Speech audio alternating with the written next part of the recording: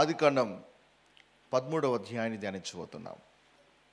ఇంతవరకు 12 అధ్యాయాలు ధ్యానించడానికి ప్రభు కృప చూపించాడు. వచనము వెంబడి వచనాన్ని ధ్యానిస్తున్నాం. ప్రతి సంఘటనని క్షుణ్ణంగా పరిశీలిస్తున్నాం. దేవుని హృదయం ఏంటో లోతుగా అధ్యాయము చేయడము ద్వారా గ్రహించగలుగుతున్నాం. ఆయన ప్రణాళిక, ఆయన మనస్తత్వం ఏంటో కూడా మనం గ్రహించగలుగుతూ ఉన్నాం. సో 12th చాప్టర్ వరకు మనకు ధ్యానం అనేది అద్భుతంగా సాగింది. ఈ రోజున మనము 13వ అధ్యాయాన్ని ధ్యానించబోతున్నాం. ఈ 13వ అధ్యాయం అంతటినీ కూడా ఈరోజు మన సెషన్స్లో మనం ఫినిష్ చేయబోతున్నాం. ఆమేన్, ప్రైజ్ ది లార్డ్. ఎందుకంటే మనం కాస్త స్పీడ్ పెంచాలి. త్వరగా స్పీడ్ పెంచితేనే త్వరగా మన సిలబస్ని కంప్లీట్ చేయడానికి అవకాశం ఉంటుంది. కాబట్టి కాస్త మనము ఫేజ్ని, స్పీడ్ని మనం పికప్ చేయబోతున్నాం. ఆమేన్, రైట్. సో 13th చాప్టర్ని మనం ధ్యానించే కంటే ముందుగా ఒక ఇల్లస్ట్రేషన్ మీతో చెప్తాను. 200 సంవత్సరాల కిందట ఒక కుటుంబంలో 2 కుమారులు ఉన్నారు. ఒక కుమారుని పేరు వచ్చేసి జాన్, ఇంకో కుమారుని పేరు వచ్చేసి డేవిడ్. ఇద్దరు కూడా ఒకే కొట్టులో జన్మించారు, ఒకే వాతావరణంలో పెంచబడ్డారు. పెరిగి పెద్దవారైన తర్వాత జాన్ అటువంటి వ్యక్తి జీవితంలో బాగా సంపాదించాలి, జీవితంలో ఉన్నతమైన శిఖరాలకి వెళ్ళాలి, ఆర్థికంగా లాభపడాలి, డబ్బు సంపాదించాలి అని ధ్యేయంగా పెట్టుకొని వాళ్ళు పని చేశాడు. అన్నట్టుగానే అతడు గొప్ప ధనవంతుడయ్యాడు.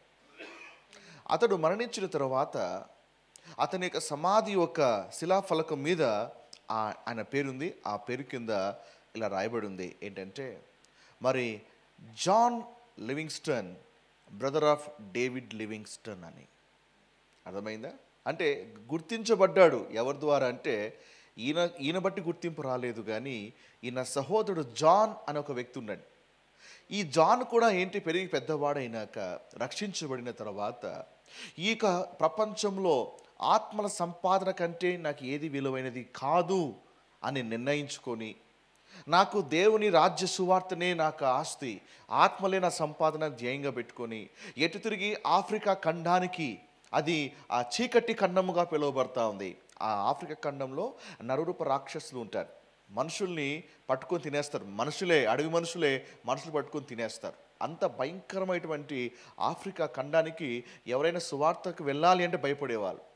ఏదైనా వేరే దేశాలు మిషనరీగా పంపిస్తాం ఆఫ్రికా కంటే వాళ్ళు సేవనైనా వదిలిపెట్టేకి సిద్ధపడేవాళ్ళు, కానీ ఆఫ్రికా ఖండంలో కాలు మోపడానికి సాధించేవాళ్ళు గారు. అలాంటి ఒక ఆఫ్రికా ఖండానికి మరి ఒక డేవిడ్ లివింగ్స్టన్ రక్షించబడిన తర్వాత హృదయం ఎంతగానో మండుతుండేది, ఆత్మ రక్షించాలి అని. మరి ఆహ్వానం వచ్చింది ఆఫ్రికాకి వెళ్ళాలి అని. డేవిడ్ లివింగ్స్టన్ ఏమాత్రం ఆలోచించకుండా ఆ దేశం గురించి పూర్తిగా తెలిసినప్పటికీ, ఆ దేశంలో ప్రజల గురించి పూర్తిగా అవగాహన ఉన్నప్పటికీ కూడా నిర్ణయించుకున్నాడు, నేను వెళ్ళి అక్కడ సేవ చేయాలి అని. డేవిడ్ లివింగ్స్టన్ ఆఫ్రికా ఖండంలో కాలు మోపి మరి చాలా సవాలు ఎదుర్కొన్నాడు, చాలా క్లిష్ట పరిస్థితులు ఎదుర్కొన్నాడు. ఎన్నో సందర్భాల్లో మరి ప్రమాదం నుంచి అద్భుతంగా తప్పించబడ్డాడు. చివరికి ఎంత గొప్ప సేవ చేశాడంటే డేవిడ్ లివింగ్స్టన్, నరమాంస భక్షకులుగా ఉండేటి వారు సైతము కూడా వారు మారు మనసు పొంది యేసుక్రీస్తును అంగీకరించి వారు మామూలు మనుషులుగా మార్చగలిగారు.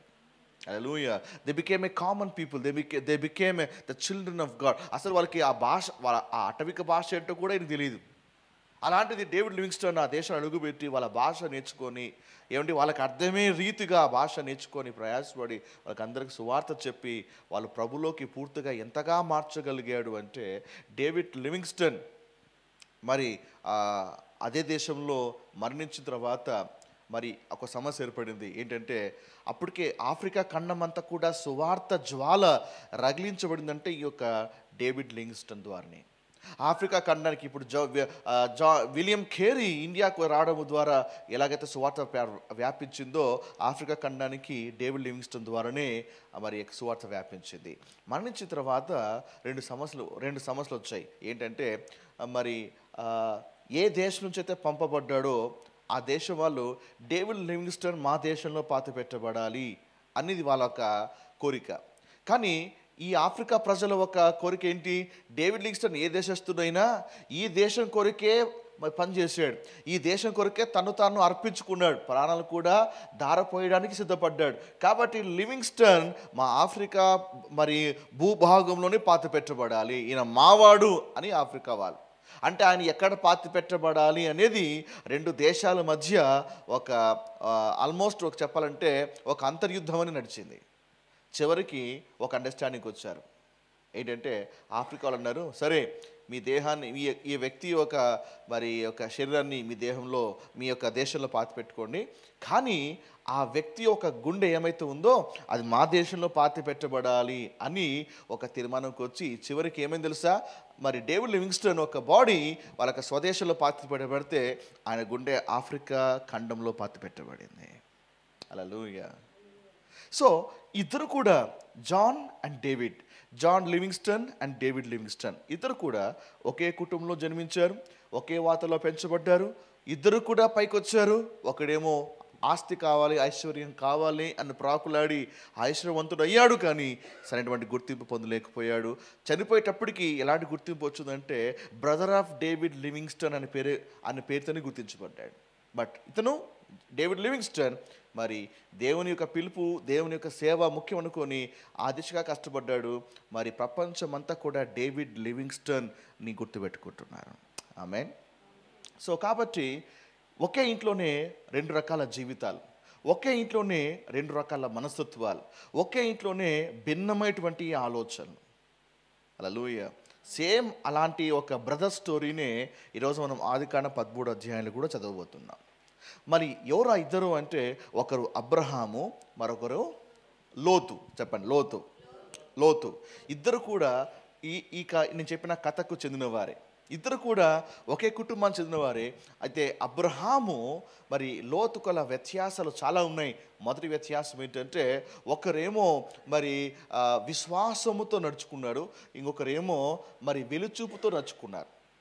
Walking by faith and walking by sight. అబ్రహాము వాక్డ్ బై ఫెయిత్, కానీ లోతు హీ వాక్ బై సైట్, అంటే కంటికి కనిపించే దాన్ని బట్టి అడుగులు వేసాడు. అది ఇద్దరి మధ్య ఉన్నటువంటి ఒక వ్యత్యాసం. మరి ఒక వ్యక్తి ఏం చేశాడు, మానవ హస్తాలతో రూపించబడిన అద్భుతమైన పట్టణాలు కావాలని, అద్భుతమైనటువంటి ఒక నిర్మాణాలు కావాలని, భౌతికంగా కనిపించినటువంటి అందం కోసం వెళ్ళాడు. ఆయన లోతు దానికోసము ప్రాకులాడాడు. కానీ అబ్రహాము చూడండి, అబ్రహాము మరి దేవుడు దేనికి శిల్పియు దేనికి నిర్మాణకుడై ఉన్నాడో ఆ సుందరమైనటువంటి ఆ పట్టణ కొరకు ఎదురు చూచుచుండెను అని రాయబడింది. హల్లెలూయా. అండ్ చివరిగా లోతు చూస్తే దేనికోసమో ప్రయాసపడ్డాడు, ప్రాకులాడాడు, చివరికి లోతు ఫెయిల్ అయ్యాడు, సమస్తము పోగొట్టుకున్నాడు. కానీ అబ్రహాము మరి విశ్వాసంతో అడిగేశాడు. మరి మొదట్లో ఏమీ లేనప్పటికీ కూడా క్రమక్రమంగా అభివృద్ధి చెందుతూ గొప్ప ఐశ్వర్యంగా మార్చబడ్డాడు. హల్లెలూయా. కాబట్టి ఈ రోజున ఈ 30th చాప్టర్ నేను మీకు నేర్పిస్తున్నాను అంటే ప్రతి వ్యక్తి కూడా ఈ ఇద్దరు వ్యక్తుల్లో ఏదో ఒక వ్యక్తిని పోలి ఉంటారు. ఎయిదర్ లోతు వలైనా పోలి ఉంటారు, లేదా అబ్రహాము వలైనా పోలి ఉంటారు. సో మనం ఎవరిని పోలి ఉన్నాం అనేది మన ధ్యానం సాగుతుండగా మనకి ఈజీగా స్పష్టంగా అర్థమవుతుంది. హల్లెలూయా. లేదు పాస్టర్ గారు, నేను లోతు కూడా కాదు, నేను అబ్రహాము కూడా కాదు, నేను మధ్యస్థంలో ఉన్నాను పాస్టర్ గారు. కాదు, ఏదో నువ్వు లోతుగానే ఉండాలి, లేదా అబ్రహాము వలైనా ఉండాలి. ఆమేన్. హల్లెలూయా. సో అబ్రహాము ఒక స్టోరీ నిజంగా నాకు చాలా ఇష్టం. నేను ఎప్పుడు చెప్తుంటాను, దేవుడు సృష్టి అంతటిని వివరించడానికి ఒక అధ్యాయమునే దేవుడు తీసుకుంటే అబ్రహాము ఒక జీవితాన్ని వివరించడానికి 13 అధ్యాయాలు కేటాయించాడు దేవుడు. ఎన్ని అధ్యాయాలు? 13 అధ్యాయాలు. అబ్రహాము ఒక లైఫ్ స్టోరీ ఎక్స్ప్లెయిన్ చేయడానికి 13 అధ్యాయాలు. అంటే అబ్రహాము జీవితము దేనికి ఎంత ఇష్టమై ఉండొచ్చు. ఆయన తన చాప్టర్స్ అన్నీ కూడా మరి ఆకాశంలో నక్షత్రాలు వివరించడానికో, లేదా మరి భూమి మీద ఉన్నటువంటి చెట్లను వివరించడానికో, లేదా ఒక రాజ్యాలు వివరించడానికో కేటాయించలే. ఒక కామన్ మ్యాన్ ఒక అబ్రహాము గురించి వివరించడానికి 13 అధ్యాయాలు కేటాయించగలిగాడు. అంటే అబ్రహాము ఎంత అమూల్యమైన వ్యక్తి అయి ఉంటాడు. అబ్రహాం గురించి 13 అధ్యాయాలు రాయబడితే మీకు తెలుసా, లోతు వివరించడానికి కేవలము 5 అధ్యాయాలు మాత్రమే కేటాయించబడింది. అబ్రహాం కేవలం 13 అధ్యాయాలు, అందులో కేవలం 5 అధ్యాయాలు మాత్రమే లోతు గురించి వివరించడానికి వాడబడింది. చూసారా? అంటే దీన్ని బట్టి ఒక విషయం అర్థం చేసుకోవాలి. లోకంలో ఒకడు ఎంత పైకి వచ్చినా వాడు ఆత్మీయుడు కాకపోతే వాడికి ఎలాంటి గుర్తింపు ఉండదు. ఒకడు లోకంలో ఎంత పైకి వచ్చినా ప్రాకులాడాలని అనుకున్నా, ఏమండి ఒక ఘనత సంపాదించాలనుకున్నా కూడా, ఏమండి ఇక జాన్ లివింగ్స్టన్ వలె అంత సంపాదించుకున్నా కూడా, బట్ స్టిల్ అతనికి గుర్తింపు ఉండదు. మనకు కావాల్సింది ఏమంటే లోతు లాంటి మనస్తత్వము కాదు, అబ్రహాం లాంటి మనస్తత్వము కావాలి. ఆమేన్. రైట్, రండి చూద్దాం. ఈ రెండు జీవితాలని మనం పరిశీలన చేద్దాం. ఈ క్లాస్లో మనము రెండు పనులు చేయబోతున్నాం. మొదటిది ఏంటంటే చూద్దాం. ఈ క్లాసులో కాన్ఫ్లిక్ట్, గొడవ వచ్చినప్పుడు ఏ విధముగా పరిష్కరించుకోవాలి, గొడవ వచ్చినప్పుడు మరి వాదోపవాదాలు వచ్చినప్పుడు, డిఫరెన్సెస్ ఆఫ్ ఒపీనియన్స్ వచ్చినప్పుడు, లేదా మనస్పర్ధలు, అంతర్కలహాలు అనేది వచ్చినప్పుడు ఒక విశ్వాసి దాన్ని ఎలా డీల్ చేయాలి, డీల్ చేసేటువంటి ఒక విధానం ఒకటి ఉంటుంది. వాక్య ప్రకారంగా అలాగే డీల్ చేయగలగాలి. ఏ విధంగా దాన్ని వ్యవహరించాలో స్క్రిప్చర్ ప్రకారంగా మనం నేర్చుకోబోతున్నాము. Amen. Praise the lord. Right, 13వ అధ్యాయం మొదటి 4 వచనాలు చదువుతున్నాను. సో దీనికి బ్యాక్గ్రౌండ్ మనం బిల్డ్ చేద్దాం. అబ్రహాము తనకు కలిగిన సమస్తమును, తన భార్యను, తనతో కూడా ఉన్న లోతును వెంటబెట్టుకుని ఐగుప్తుల నుండి నెగెబునకు వెళ్ళెను. అబ్రహాము వెండి బంగారు పశువులు కలిగి బహు ధనవంతుడై ఉండెను. అతడు ప్రయాణము చేయొచ్చు దక్షిణం నుండి బేతేలు వరకు, అనగా బేతేలుకును హాయికి మధ్య తన గుడారము మొదట ఉండిన స్థలమున వరకు వెళ్ళి తాను మొదట బలిపీఠము కట్టిన చోట చేరెను. అక్కడ అబ్రహాము యెహోవా నామమున ప్రార్థన చేసెను. ఈ వచనాల్లో ఈ మాట గమనించాలి. అబ్రహాము వెండి బంగారు పశువులు కలిగి బహు ధనవంతుడై ఉండెను. ఈ మాట గమనించాలి. కాబట్టి బైబిల్లో మరి ఐశ్వర్యము, ధనవంతుడు అనేటువంటి పదము మొదటిసారి మనకి ఇక్కడ కనిపిస్తుంది. So Abraham was the richest person. బైబిల్లో మొదటి ధనవంతుడు ఎవరు చెప్పండి? అబ్రహాం. హల్లెలూయా.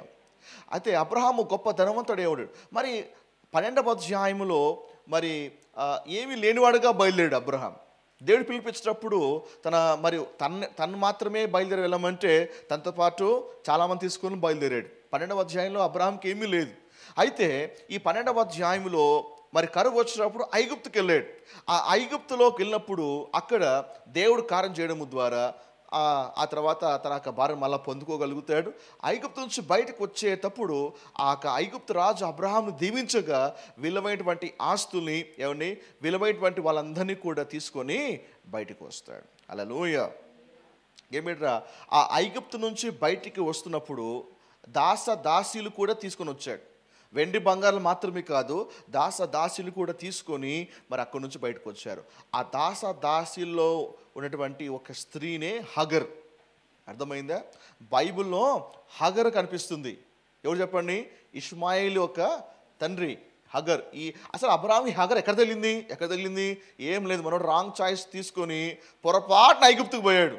ఐగుప్తుకు పోయినందుకు ప్రైజ్ ఏమంటే హగర్ తగులుకుంది. అది కథ. ఐగుప్తు నుంచి బయటకు వచ్చాడు, కానీ హగర్ను పొందుకొని వచ్చాడు. ఆ తర్వాత హగర్ ద్వారా ఎన్ని శ్రమలు మొదలైనాయి, ఇష్మాయిల్ ఎలా పుట్టాడు, ఇష్మాయిల్ యొక్క సంతతి ఏ విధంగా ఇజ్రాయెల్ దేశానికి మరి కంట్లో కునుకు లేకుండా చేస్తూ ఉంది, ఏ విధంగా ఇద్దరి మధ్య వైరుధ్యం నడుస్తూ ఉందో మనకు చెప్పాల్సిన పని లేదని బిడ్డారా. ద సేమ్ ఇక్కడ లెసన్ నేర్చుకోగలగాలి. మనం అనుకుంటాం చాలాసార్లు, ఓకే పాపమే కదా చేస్తాంలే, లేకపోతే ఇది మానవ బలహీనతనే కదా అని అప్పుడప్పుడు తరచుగా చేస్తుంటాం. కానీ అప్పుడప్పుడు అలాంటి ఐగుప్తుకి వెళ్ళినా మనం తెలియకోకుండానే కొందరిని హగలు వెంట తెచ్చుకుంటాం. అర్థమవుతుందా? We should be very careful. We must always pay the price for the sin. అందుకే చాలా కేర్ఫుల్గా పాపము చేయకముందు చాలా జాగ్రత్తగా ఆలోచించగలగాలి. తొందరపై నిర్ణయం తీసుకున్నావా, నీకు హగర్ తప్పదు. ఎమోషనల్గా ఉద్రేకంగా అడుగులు వేసావా, నీకు హగర్ తప్పదు. నీవు మరి భావోద్రేకాలన్నీ కూడా నీవు కంట్రోల్ చేయకోకుండా నీకు అనిపించదంతా కూడా ఆలోచిస్తూ ముందుకేసావా, తప్పకుండా నీ లైఫ్లో హగర్ కనపడుతుంది. అసలు అబ్రహాం ఐగుప్తుకు పోకపోతే ఈ హగర్ వచ్చేది కాదు, హగర్ ద్వారా ఇష్మాయిల్ పుట్టేవాడు కాదు. ఈరోజు బైబిల్లో మరి శత్రు దేశాలన్నీ కూడా ఉద్భవించేవి కూడా కాదు. Amen. One wrong friendship, one wrong alliance ఎంతో గొప్ప కీడుకి కారణం కావచ్చు. మొదట్లో చాలా సింపుల్, అసలు అనుకోలే అబ్రహాం. ఒకప్పుడు ఐగుప్తులోంచి నేను తీసుకొచ్చిన ఈ దాసులో హగర్ వల్లనే ఇలాంటి సమస్యలు వస్తాయని అసలు అప్పుడు అబ్రహాం ఏమీ ఆలోచించలేదు. సో స్టార్టింగ్లో ఎలా ఉంటుందంటే ఏం కాదులే, నథింగ్ విల్ హ్యాపెన్, ఏమీ జరగదులే అన్నట్టుగా అనిపిస్తుంది. కానీ తెర వెనకల అది రాను రాను ఒక సమస్యగా మారేటువంటి అవకాశం ఉంది. అందుకే యేసు ప్రతి అడుగు ప్రార్థనాపూర్వకంగా వేయాలి. ఎక్కడికి వెళ్ళాలనుకున్నా, ఏం చెయ్యాలనుకున్నా దేవుణ్ణి అడుగు ముందుకేస్తే అది అద్భుతంగా సాగుతుంది.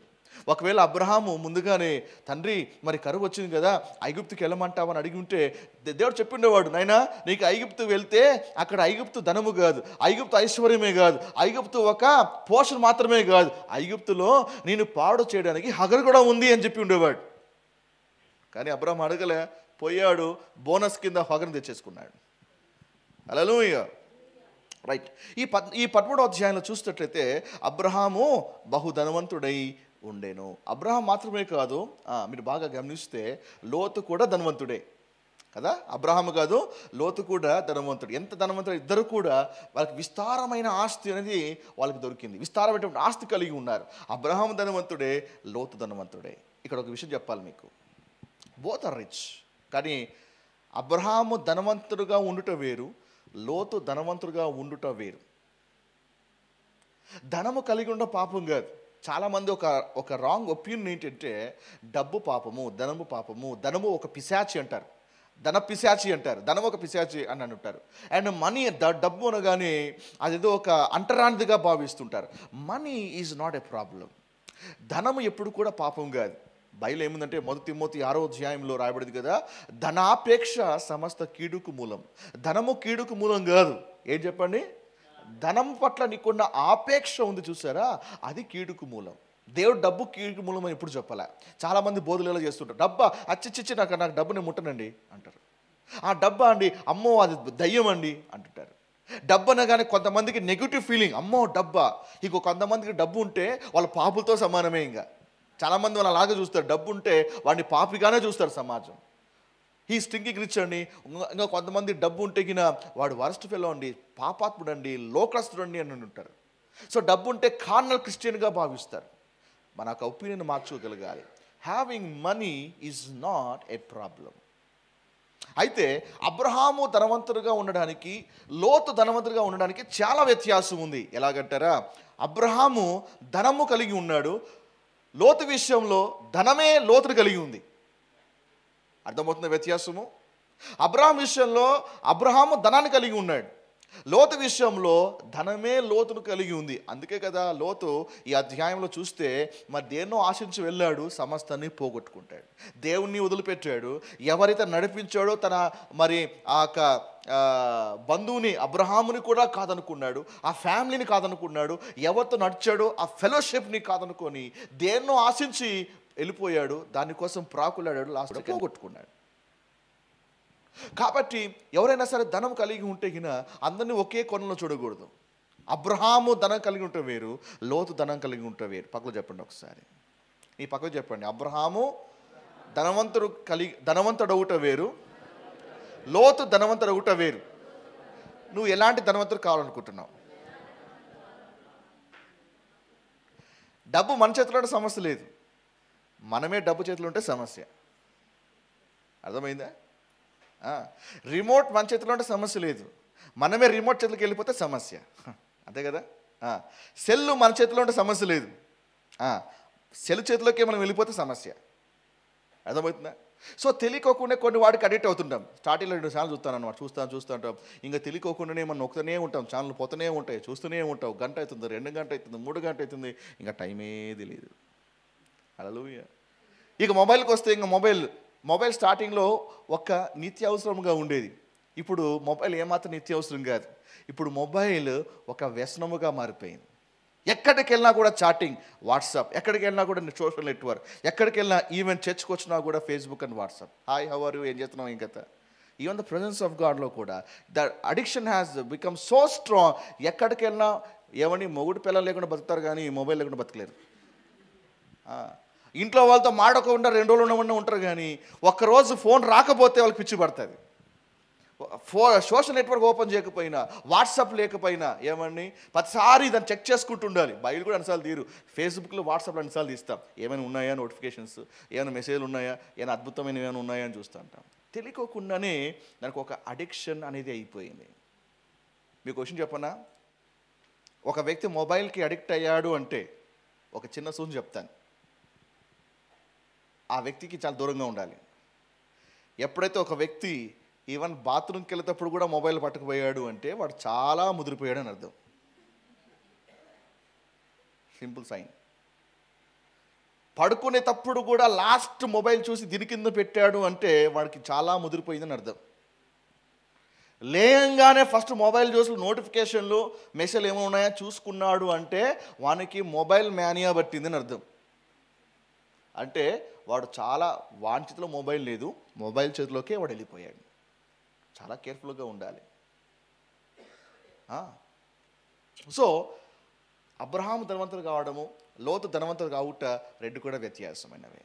ఆమేన్, హల్లెలూయా. సో అబ్రహాము ధనవంతుడు అయ్యాడు. అతను ప్రయాణము చేయొచ్చు. చూడండి, దక్షిణం నుండి బేతెలు వరకు అనగా బేతెలకు హాయికి మధ్య తన గుడారము మొదట ఉండిన స్థలము వరకు వెళ్ళి తాను మొదట బలిపీఠము కట్టిన చోట చేరును కదా. ఒకప్పుడు బేతెలకి హాయికి మధ్య గుడారం వేసాడు. మనం చదివిన లాస్ట్ అధ్యాయంలో మనం చూసాం కదా. ఆ బేతెలకి హాయికి మధ్యలో గుడారం వేసాడు. ఆ తర్వాత మరి ఐగుప్తు వైపు ఆకర్షించబడ్డాడు. అయితే ఎక్కడైతే బలిపీఠము కట్టాడో, ఎక్కడైతే వచ్చి నిలబడి ఆ బలిపీఠం కట్టాడో, మరలా అదే ప్లేస్కి వెనక్కి వచ్చి మళ్ళా అదే చోట ఎవరిని మళ్ళా బలిపీఠం కట్టి ప్రార్థన చేస్తూ ఉన్నాడు. ఇక్కడ ఒక పాఠం ఉంది. అప్పుడప్పుడు మన దారి తొలగిపోయినా దేవుడు మళ్ళా మనల్ని తీసుకుని వచ్చి అదే దారిలో నిలబెడతాడు. హల్లెలూయా. ఎంత దూరం అయితే నువ్వు తప్పిపోయావో, ఎంత దూరం అయితే కాదని వెళ్ళిపోయావో, అబ్రహాము లైఫ్లో దేవుడు అబ్రహాంని ఐగుప్తు వరకు వెళ్ళిపోయాడు. మళ్ళా అబ్రహాంని తీసుకుని వచ్చి తాను మొదట ఎక్కడ బలిపీఠం కట్టాడో అక్కడికే తీసుకొచ్చి నిలబెడుతూ ఉన్నాడు. మన లైఫ్లో కూడా జరిగేది అలాంటిదే. చాలాసార్లు మనం ఉన్న చోట తొలగిపోతుంటాం, ఉన్న చోటు నుంచి మనం దారి తొలగేస్తుంటాం, ఎక్కడికో వెళ్ళిపోతుంటాం. దేవుని మహాకృపా కటాక్షము ఎంత గొప్ప తెలుసా? దారి తొలగిన దేవుడు మనల్ని విడిచిపెట్టేవాడు కాదు. మళ్ళా స్టిల్ దేవుడు మన వెంటబడి మనల్ని మళ్ళా అదే మొదటి అనుభవంలో తీసుకొని వస్తుంటాడు. ప్రేయర్లోంచి పడిపోయావా, మళ్ళీ నిన్ను కట్టి మళ్ళీ అదే ప్రేయర్లో ఆ ప్రేయర్ ఎక్స్పీరియన్స్లోకి నడిపిస్తుంటాడు. ఎక్కడ ఫెలోషిప్ మిస్ అయ్యావా, మళ్ళా దేవుడిని తెర వెనకలా పనిచేస్తూ ఉంటాడు. ఎటు తిరిగి నీకు మళ్ళా ఆ స్పిరిచువల్ ఎక్స్పీరియన్స్ రావాలి. బైబిల్ ధ్యానము మిస్ అయ్యావా, సంథింగ్ స్పిరిచువల్ లైఫ్లో ఏదైనా ఆ స్థానాన్ని పోగొట్టుకున్నావేమో, బహుశా నీ తెర వెనకలా దేవుడు పనిచేస్తూ ఉంటాడు. నేను ఎటు తిరిగి మళ్ళా ఆ ప్లేస్లోకి తీసుకుని రాగలగాలి. ఎందుకంటే ఏ స్థలం నుంచి తొలగిపోయావో ఆ స్థలంలో నిలబడాలి అనేది దేవుని యొక్క చిత్తం. దేని బిడ్డారా, హల్లెలూయా. చాలామంది మొదట ఉన్న స్థానాన్ని కోల్పోయారు. మొదట ఎక్కడ బలిపీఠం కట్టారో ఆ ప్లేస్ను మర్చిపోయారు. They are roaming somewhere. ఎక్కడో ఐగుప్తులను, ఎక్కడో నెగెబ్లను, ఎక్కడెక్కడో తిరుగుతూ ఉన్నారు. దేని బిడ్డరా, నీ బ్లెస్సింగ్ ఎక్కడో లేదు. నువ్వు మళ్ళా ఎక్కడైతే బలిపీఠం కట్టావో ఆ ఫస్ట్ ఎక్స్పీరియన్స్లోకి రాగలగాలి. ప్రభులో మొదట వచ్చినప్పుడు, ప్రభులో కొత్తలో ఉన్నప్పుడు నీ ప్రార్థన జీవితం ఎలా ఉండేది, ప్రభులో కొత్తలో ఉన్నప్పుడు వాక్య ధ్యానం ఎలా ఉండేది, దేవునితో నీకున్న రిలేషన్షిప్స్ ఎలా ఉన్నాయి, అద్భుతంగా ఉండేది. బట్ ఆ డేస్ నువ్వు మిస్ అయ్యావు అంటే నువ్వు మళ్ళా ఆ ప్లేస్కి వచ్చి నువ్వు మళ్ళా ఆ బలిపీఠము కడితే తప్ప దేవుడు నీ జీవితంలో నూతన ప్రారంభాన్ని ఆయన అనుగ్రహించలేడు. దేని బిడ్డారా, అబ్రహాము ఎప్పుడైతే మళ్ళా వచ్చి ఆ మొదటి ప్లేస్లోకి వచ్చి ఆ బలిపీఠము కట్టాడో, దేని బిడ్డరా, అక్కడి నుంచి దేవుడు మళ్ళా చొరవ తీసుకుంటున్నాడు. ఆమేన్. 13వ అధ్యాయం 5-6 వచనాలు. అది కాదు, 13వ అధ్యాయం 5-6 వచనాలు. అబ్రహాముతో కూడా వెళ్ళిన లోతుకును గొర్రెలు, గొడ్లు, గుడారములు ఉండెను గనుక వారు కలిసి నివసించుటకు ఆ ప్రదేశము చాలకపోయిను. ఎందుకనగా వారి ఆస్తి వారి కలిసి నివసించలేనంత విస్తారమై ఉండెను. లోతుకి ఆస్తులు ఉన్నాయా? లోతుకి ఐశ్వర్యం ఉందా? లోతు ధనవంతుడయ్యాడా? చెప్పండి. లోతు ఏ విధంగా ఐశ్వర్యవంతుడయ్యాడు, ఏ విధంగా ధనవంతుడయ్యాడు, ఏ విధంగా ఆస్తి సంపాదించగలిగాడు? ఏమైనా వ్యాపారం చేశాడా, వ్యవసాయం చేశాడా, ఏమైనా కష్టపడ్డా, ఆస్తులు పోగేశాడా, ఎక్కడైనా పెట్టుబడి పెట్టాడా? మరి లోతు ఏ విధంగా ఆస్తి పడేయాడండి? సింపుల్. లోతు ఎందుకు దీవించబడ్డాడు తెలుసా? లోతు దైవజనంతో అనుసంధానం అయ్యాడు. సింపుల్. దేవుడు ఎవరినైతే పిలిచాడో ఆ పిలిచిన వ్యక్తికి అనుసంధానమయ్యాడు, కనెక్ట్ అయ్యాడు. ఆటోమేటిక్గా అబ్రహాం మీద ఉన్న బ్లెస్సింగ్ లోతు మీద కూడా ప్రవహించేసింది. దేవుడు లోతు పిలవలే, దేవుడు అబ్రహామును పిలిచాడు. అభిషేకం అబ్రహాం మీద ఉంది, దర్శనము అబ్రహాముకు ఉంది, పిలుపు అబ్రహాముకు ఉంది. లోతుకి ఎటువంటి పిలుపు లేదు. లోతు చేసిన ఒకే ఒక పని ఏమంటే, అబ్బాయి వెళ్దాం రా అనగానే లోతు మాట్లాడకుండా మరి అబ్రహాముని వెంబడించాడు. ఎప్పుడైతే అబ్రహామును వెంబడిస్తున్నాగా లేనివాడు అబ్రహాంతో జత చేయబడినప్పుడు అబ్రహాముతో సమానముగా లోతు దీవించబడ్డాడు. Hallelujah. We have a spiritual lesson here.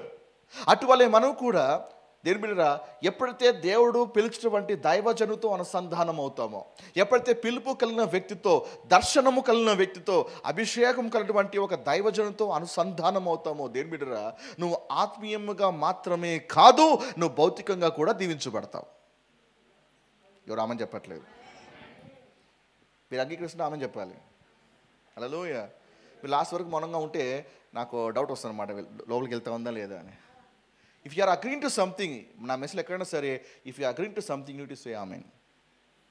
Amen. So లోతు దైవజంతో అనుసంధానమైనప్పుడు భౌతికంగా దీవించబడ్డాడు.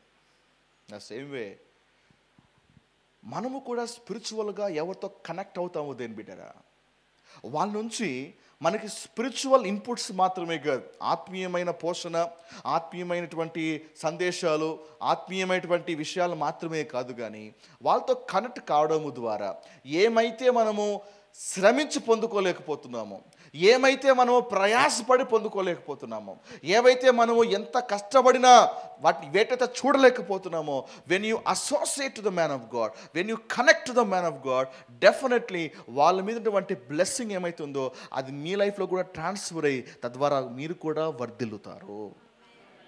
హల్లెలూయా. డివైన్ పార్ట్నర్షిప్ గురించి చెప్పాలంటే నాకు చాలా సమయం పడుతుంది. Divine partnership, when you partner with man of God, definitely అతని మీద అభిషేకం నీలో కూడా ప్రవహించి తద్వారా డివైన్ బ్రేక్ త్రూ వస్తుంది. ఫిజికల్గా, మరి మెటీరియల్గా, ఫినాన్షియల్గా నీవు కూడా ఫ్లరిష్ అవుతుంది అని బిడ్డారా. హల్లెలూయా. ఎస్, లోతు దీవించబడ్డాలంటే కారణం కూడా అలాంటిదే. అందుకే ఈవెన్ చర్చ్లో కూడా ఒక బిలీవర్ ఏం చేయాలి, ఊరికి చర్చిలో వచ్చి కూర్చొని వెళ్ళిపోవడం కాదు, దైవజను యొక్క అభిషేకంతో కనెక్ట్ ఎలా అవ్వాలో తెలుసుకోవాలి. ఆ విజన్, ఆయనకున్నటువంటి విజన్తో ఎలా కనెక్ట్ అవ్వాలో తెలుసుకోవాలి. ఆయనకున్నటువంటి అనాయింటింగ్తో ఎలా కనెక్ట్ అవ్వాలో తెలుసుకోవాలి. If you are divinely connected, you are divinely restored. If you are divinely connected, you'll be divinely blessed abundantly. చాలామందికి ఈ స్పిరిచువల్ ప్రిన్సిపల్ అర్థం కాదు. ఊరికి క్యాజువల్గా వస్తారు, సంఘంలో అలా కూర్చుంటారు, అంత వాక్యం వింటారు, అయిపోయినాక అందరూ కూడా బ్లెస్ చేస్తారు, అందరూ కూడా విష్ చేస్తారు, అండ్ ఆటోమేటిక్గా దే లీవ్ ది చర్చ్. నువ్వు చర్చ్కి వచ్చినంత మాత్రాన నువ్వు పాస్టర్తో కనెక్ట్ అయినట్టు కాదు. నీవు వారం సంఘానికి వచ్చినంత మాత్రాన, బైబిల్ స్టడీకి ఎవ్రీ వీక్ వచ్చినంత మాత్రాన నువ్వు ఒక దైవజన్యంతో నువ్వు కనెక్ట్ అయినట్టు కాదు. దైవజన్తో ఎలా కనెక్ట్ అవ్వాలి అంటే, the more of his teachings, ఎంతగా ఆయన బోధను వింటావో, ఎంతగా ఆయన యొక్క సందేశాలు నీ మనసులో రుద్దబడుతుంటాయో, ఎంతగా ఆయన యొక్క వాక్యంలో ఉన్నటువంటి ఆయన అభిప్రాయంతో నువ్వు ఏకీభవిస్తుంటావో, ఆయన మైండ్ సెట్లోకి వచ్చి, ఆయన స్పిరిచువల్ మెచ్యూరిటీలోకి వచ్చి ఎప్పుడైతే నిలబడతావో, then you are divinely connected. Hallelujah. Coming to church is not a divine connection. Coming to the Bible study is not a divine connection. ఏమండి, ఇప్పుడు అగ్గిపెట్ట ఉంటుంది, అగ్గిపెట్టలో అగ్గిపుల్లలు కూడా ఉంటాయి. చెప్పండి, అగ్గిపెట్టకి అగ్గిపుల్లకి ఏమైనా సంబంధం ఉందా? అగ్గిపుల్లలో మంట పుట్టిందా? లేదు. అగ్గిపెట్టినటువంటి అగ్గిపుల్ల తీసుకొని అగ్గిపుల్లను అగ్గిపెట్టను రెండింటికి రాపిడి చేస్తే అప్పుడు అగ్గిపుల్లలో మంట పుడుతుంది. అగ్గిపుల్ల అగ్గిపెట్టలో ఉంటే మంట పుట్టదు, అగ్గిపుల్ల వెళ్ళి అగ్గిపెట్టతో రాపిడి చేస్తేనే మంట పుడుతుంది. ద సేమ్ వే నువ్వు చర్చిలో ఉంటే నీకు మంట పుట్టదు, దైవజనంతో రాపిడి చేస్తేనే నీకు మంట పుడుతుంది. ఆయన సందేశం వినాలి, 1-4 సార్లు వినాలి, 5 సార్లు వినాలి, ఇంకా ఎక్కువ వినాలి. The more you hear his teachings, the more you hear his preachings, అంతగా నీ లోపల ఉన్నటువంటి స్పిరిట్ అంతగా అది ఇగ్నైట్ అవుతూ ఉంటుంది, అది ఇంకా రగుగొల్పబడతా ఉంటుంది. ఆమేన్. నీ పక్క చెప్పండి, connect to the man of God. దైవజనుతో అనుసంధానం కండి. హల్లెలూయా. Praise the Lord. ఆటోమేటిక్గా దైవజనుడు ఎక్కడున్నాడో నువ్వు కూడా అక్కడే ఉంటావు. దైవజనుడు ఏ అనుభవంలో ఉంటాడో నువ్వు అదే అనుభవంలో ఉంటావు. లోతు ఫాలో అయ్యాడు, అబ్రాహాం ఎక్కడున్నాడో లోతు అక్కడే ఉన్నాడు. Amen. So if you are divinely connected కదా, ఆటోమేటిక్గా దైవజనుడు ఏ స్పిరిచువల్ ఎక్స్పీరియన్స్లో ఉంటాడో నువ్వు అక్కడే ఉంటావు. Amen. Praise the lord. Right. 13వ అధ్యాయము 7-11 వచనాలు నేను చదువుతున్నాను.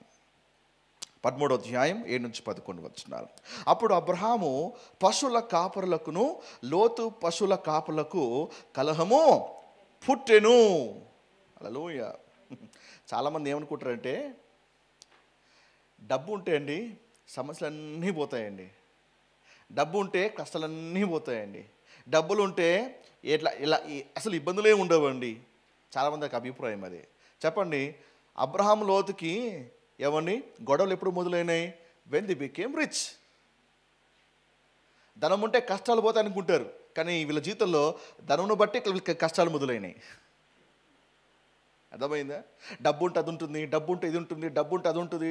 ఏమండి ఇలాంటి అభిప్రాయాలు మానేయగలగాలి.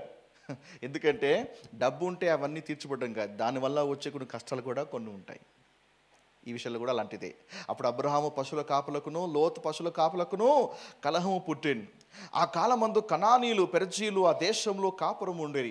కాబట్టి అబ్రహాము, మనము బంధువులము గనుక నాకును నీకును నా పశువుల కాపులకు నీ పశువుల కాపులకును కలహం ఉండకూడదు.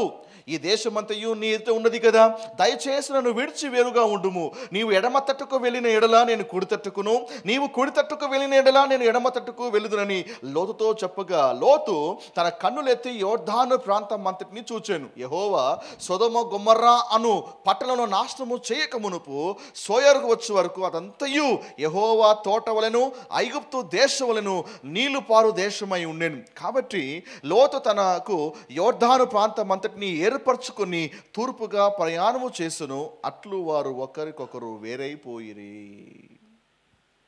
సో 7వ వచనం నుంచి 11వ వచనం వరకు అబ్రహాము అండ్ లోతు మధ్య ఉన్నటువంటి కొన్ని వాస్తవంగా అబ్రహాము లోతు కాపలకి గొడవలు వచ్చింది. అబ్రహాం లోతుకి కాదు, గొడవ వచ్చింది అబ్రహాము లోతు కాపలకి అండ్ లోతు గొర్రెల కాపలకి. ఒకసారి ఏమవుతుందంటే యజమానితో ప్రాబ్లం ఉండదు, యజమాని కింద పనిచేసేటువంటి సేవకులతో ప్రాబ్లం వస్తుంది ఒకసారి కదా. ఓనర్స్ ప్రాబ్లం ఏం లేదు, వాళ్ళ కింద ఉన్న వాళ్ళతో అప్పుడప్పుడు ప్రాబ్లమ్స్ వస్తుంటాయి. ఈ విషయంలో కూడా అలాంటిదే. సో 7వ వచనం నుంచి 11వ వచనం వరకు ఇష్యూ వచ్చినప్పుడు ఎలా హ్యాండిల్ చేయాలో కొన్ని విషయాలు మనం ధ్యానించబోతున్నాం. ఆమేన్. ఏమని చెప్పండి, జీవితంలో సమస్యలు రావా? జీవితంలో మిస్అండర్స్టాండింగ్స్ రావా? భేదాభిప్రాయాలు రావా? అంతర్కలహాలు రావా? మరి భిన్నాభిప్రాయాలు రావా? ఇవన్నీ వస్తాయి. కానీ దాన్ని ఎలా హ్యాండిల్ చేయాలో అబ్రహాం నుంచి కొన్ని పాఠాలు నేర్చుకోబోతున్నాం. ఆమేన్. ఇక్కడ ఎంతమంది అబ్రహాం పిల్లలు ఉన్నారు చేతండి ఒకసారి. వెరీ గుడ్, డెంగ్ స్తోత్రం. అబ్రహాము పిల్లలు అయితే మీరు అబ్రహాము క్రియలు చేస్తారు. హల్లెలూయా. కొంతమంది ఏం చేశారంటే ఏమీ చేయరు, నేను అబ్రహాము కొడుకును సార్, నేను అబ్రహాము సంతానం సార్, మేము అబ్రహాము సంతానం సార్, అప్పుడప్పుడు కాళ్ళు పైకి చేస్తుంటారు. యూదులు కూడా యేసు వద్దకు వచ్చి చాలాసార్లు యేసుతో డిబేట్ చేస్తున్నప్పుడు మేము అబ్రహాము కుమారులు, మేము అబ్రహాము సంతానము, మా తండ్రి అయిన అబ్రహాము అని గర్వంగా మాట్లాడుతుంటే వాళ్ళని తూట్లు పొడుస్తూ వాళ్ళ విశ్వాసానికి వాళ్ళ దానికి ఒక మాట అన్నాడు, మీరు అబ్రహాము సంతానం అయితే అబ్రహాం క్రియలు చేస్తారు. కాబట్టి ఎవరు అబ్రహాం సంతానము? అబ్రహాము చేసిన క్రియలు చేస్తేనే అబ్రహాము సంతానము. నీ పక్కన చెప్పండి, అందరూ అబ్రహాము సంతానము కారు. అబ్రహాము చేసిన క్రియలు చేసిన వాళ్ళే అబ్రహాము సంతానము. Amen. Right. So will see how to deal with the conflicts. మరి ఇద్దరి యొక్క పశువుల కాపలకి వైరం ఏర్పడిన తర్వాత ఆ వైరము అబ్రహాం వద్దకు వచ్చింది. అబ్రహాం వద్దకు వచ్చినప్పుడు చూడండి, అబ్రహాము పశువుల కాపలకును లోతు పశువుల కాపలకు కలహము పుట్టింది. వెంటనే చూడండి, ఆ కాలమందు కనానీయులు పెరిజీలు ఆ దేశంలో ఉండిరి. ఈ మాట గమనించాలి. ఎందుకు ఈ మాట రాయబడింది? ఇద్దరికి వైరం వచ్చింది, ఈ కాపలకి ఆ కాపలకు వైరం వచ్చింది. ఇమ్మీడియట్గా వాక్యం ఏమంటుంది? ఆ కాలమందు కనానీయులు పెరిజీలు ఆ దేశంలో కాపురం ఉండిరి.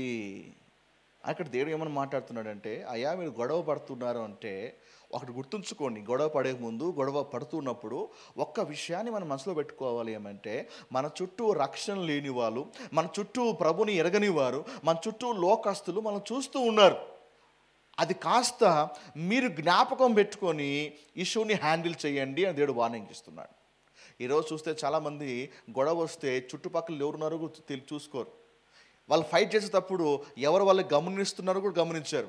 వాళ్ళు ఆర్గ్యుమెంట్ చేస్తున్నప్పుడు వాళ్ళు మరి ఎవరైతే ప్రభులో నడిపించారో, కొత్తగా మరి కొందరు విశ్వాసుల్ని నడిపించారో వాళ్ళు కూడా చూస్తున్న సంగతి తెలియక ఏమని కోపం వచ్చినప్పుడు లేదా ఆర్గ్యుమెంట్ వచ్చినప్పుడు మనం ఒకసారి ఏమైపోతుందో తెలుసా, మనలో తెలియని ఒక హల్క్ ఉంటాడు మనలో. చెప్పండి, ఎవరుంటారు తెలుసా? హల్క్. ఓకే, మీరంతా పరిశుద్ధులు ఏంటో మరి.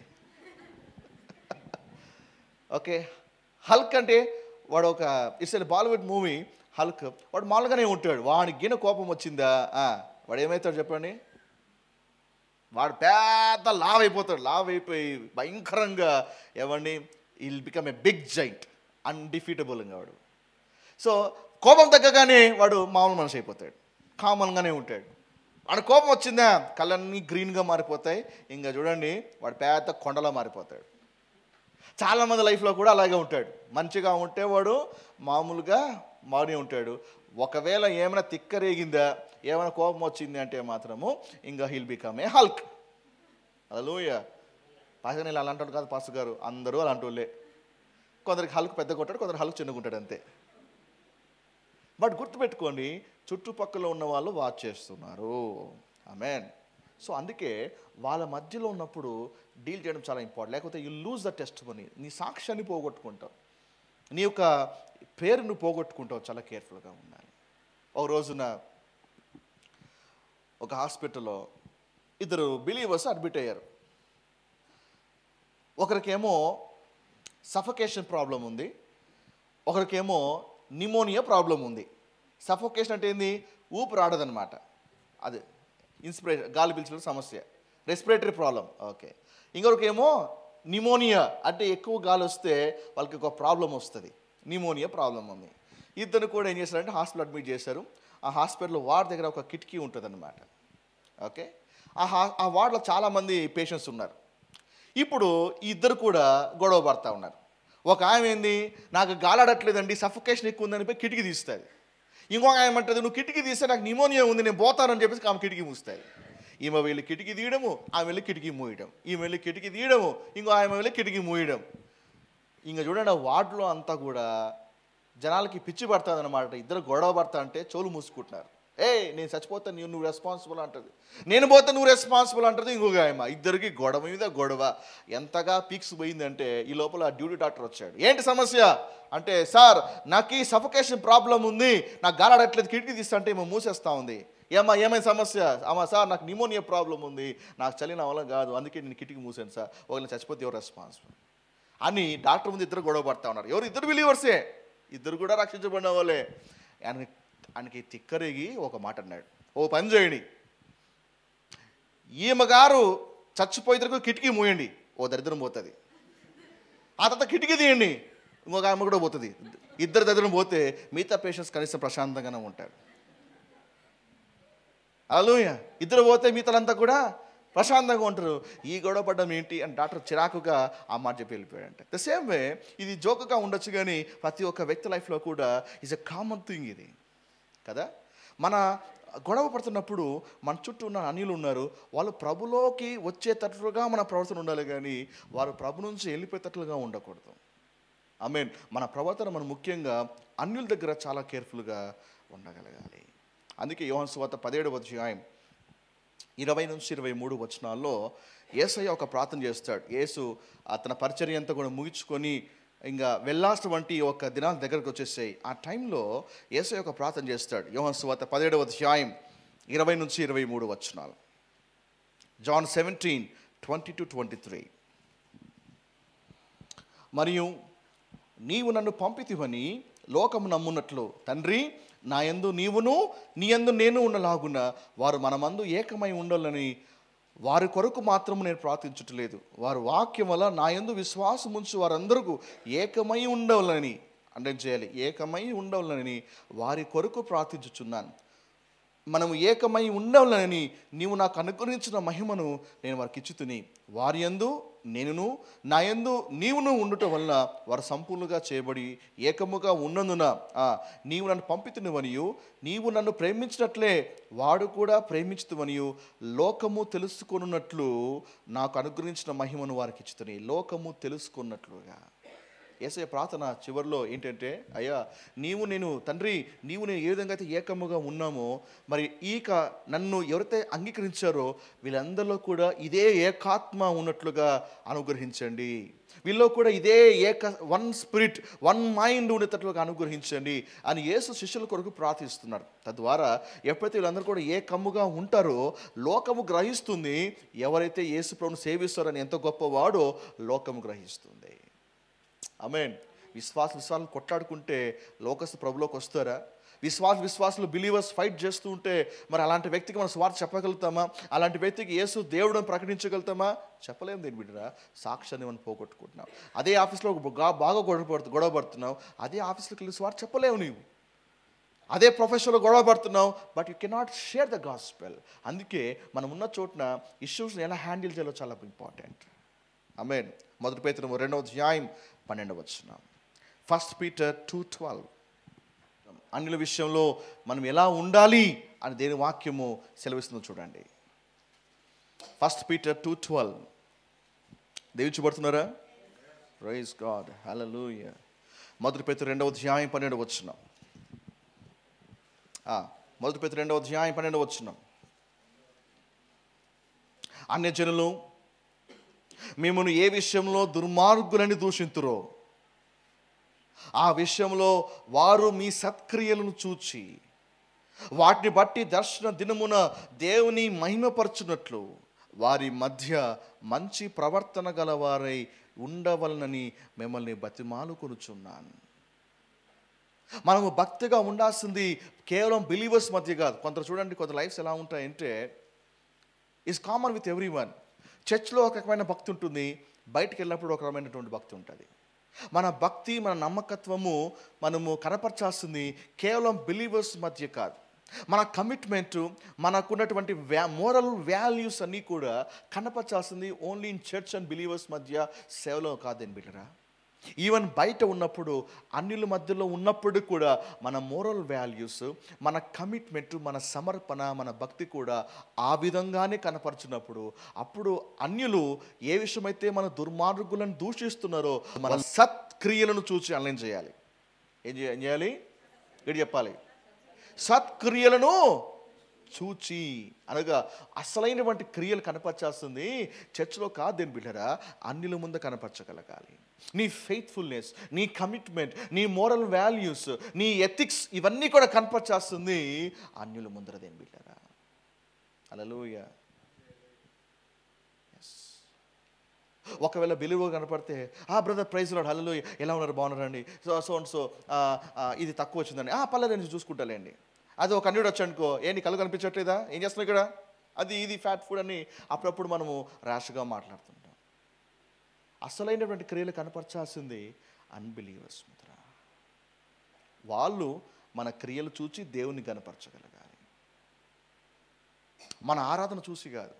వాళ్ళు దేని కనపరిచేది మన వాక్య జ్ఞానం బట్టి కాదు. వాళ్ళు అన్యులు మనం చూసి దేవుని కనపరిచేది మన డ్రెస్సింగ్ స్టైల్ని బట్టి కాదు. మనలో ఉన్నటువంటి సత్క్రియలు చూచి he's a man of commitment, he's a man of moral values, he's a man of ethics అని వాటిని చూచి దేవుని గణపరచేటట్లుగా మన క్యారెక్టర్ అన్యుల ముందర బిల్డప్ చేయగలగాలి. ఎంత భక్తిపరుడైనా బయటికి వెళ్ళి వాక్య ప్రకారంగా మన లైఫ్ స్టైల్ లేకపోతే నువ్వు ఒక క్రైస్తవుడువేనా అంటే ఎంత దారుణం అది.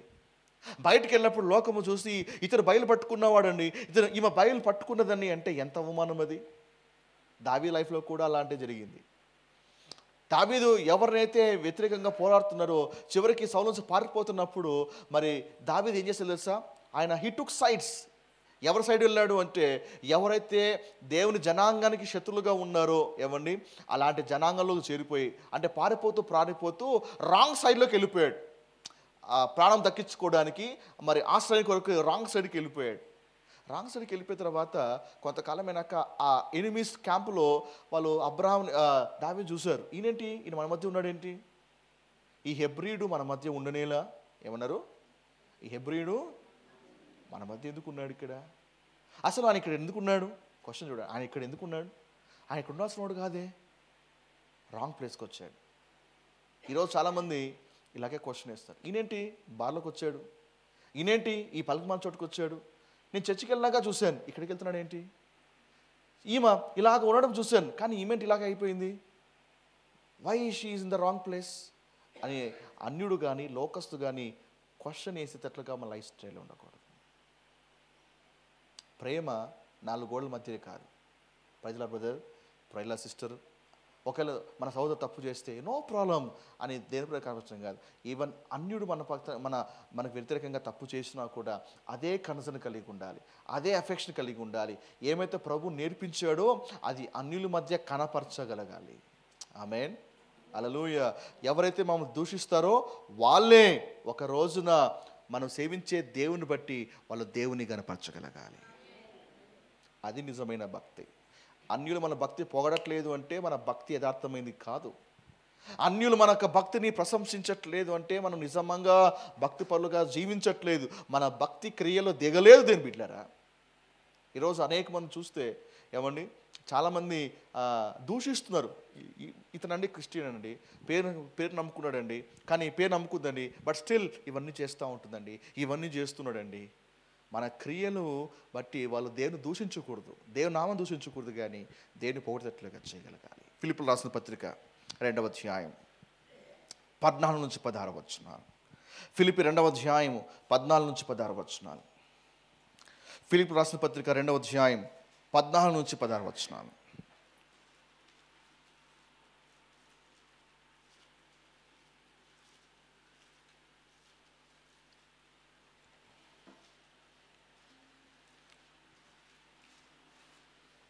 ఫిలిప్పీ 2వ అధ్యాయం 14 నుంచి 16 వచనాలు. మీరు మూర్ఖమైన వక్రజనము మధ్య నిరపరాధులను నిష్కలంకులను అనింద్యులైన దేవుని కుమారులు అగునట్లు. ఎవరి మధ్య? మూర్ఖమైన వక్రజనము మధ్య. మూర్ఖమైన, మన చుట్టూ ఉన్న వాళ్ళందరూ కూడా మూర్ఖమైన వాళ్ళే, మన చుట్టూ ఉన్న వాళ్ళు కూడా వక్రమైన వాళ్ళే. ఎందుకంటే ఎవరు చక్కగా పనిచేయరు, అందరిలో కూడా వంకర బుద్ధి ఉంటుంది. అలాంటి ప్రజల మధ్య నువ్వు ఎలా ఉండాలి? నిరపరాధులుగా ఉండాలి, నిష్కలంకులుగా ఉండాలి, అనింద్యులుగా ఉండాలి, దేవుని కుమారులు ఉన్నట్లుగా. సనుగులు సంశయులు మాని సమస్త కార్యములను చేయుడి. అట్టి జనము మధ్య మీరు జీవవాక్యమును చేత పట్టుకొని లోకమందు జ్యోతుల వలె కనపడుచున్నారు.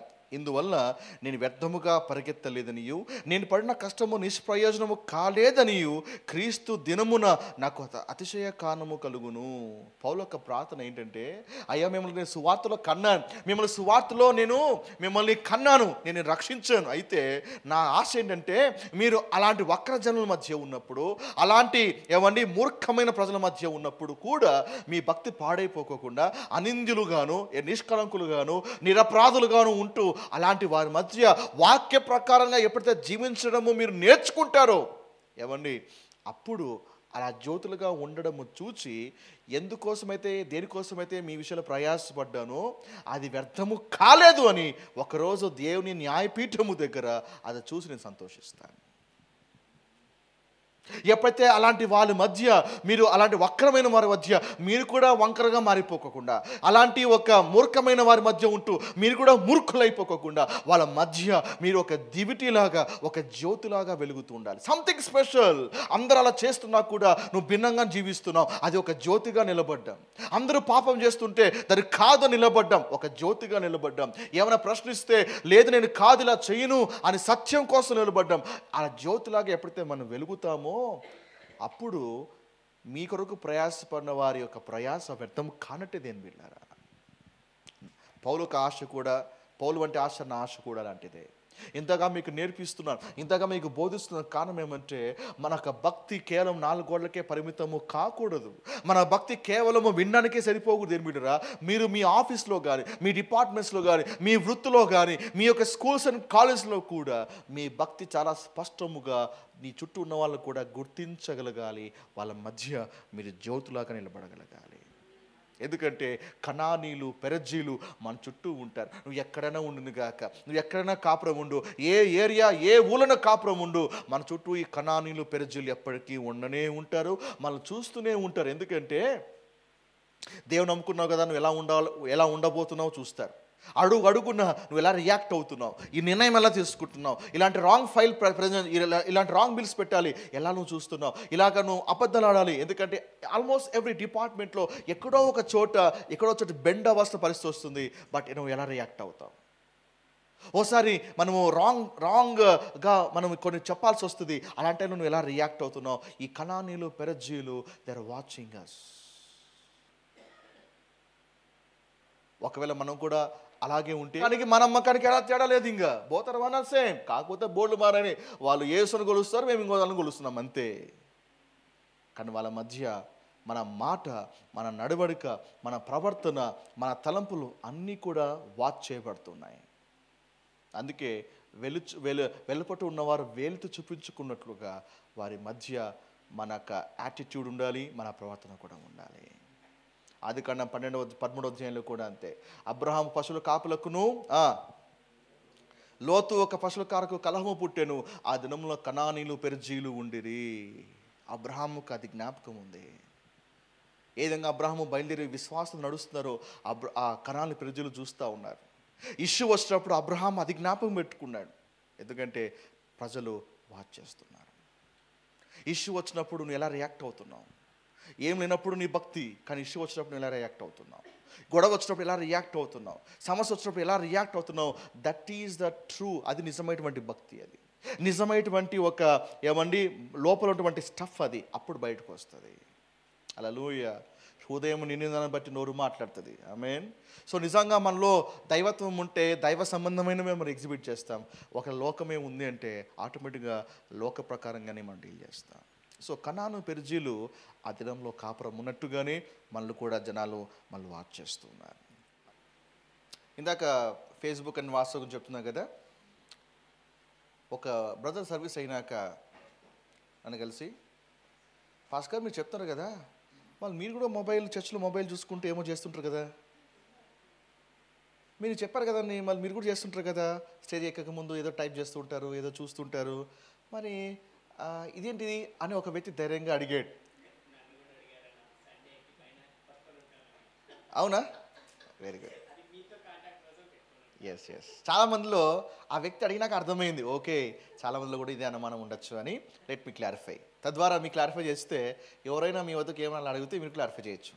మేము ఏం టైప్ చేస్తుంటామంటే ఫేస్బుక్లో చాటింగ్లు కాదు. అక్కడ నిలబడుతున్నప్పుడు ఇక్కడ మన స్టాఫ్, మన టీమ్ లీడ్ చేస్తుంటారు. ఏ సాంగ్ పాడాలి, మాడిఫై చేయండి, ఇది అడ్జస్ట్ చేయాలి, సౌండ్ రావట్లేదు, అండ్ ఇంపార్టెంట్ అనౌన్స్మెంట్స్ వాళ్ళు స్టేజ్ ఉన్నప్పుడు మనకి కింద మనం చేయలేం కదా. అందుకే మాకు ఒక గ్రూప్ ఉంటుంది. ఆ గ్రూప్లో ఇన్స్ట్రక్షన్స్ ఇస్తూ ఉంటాం.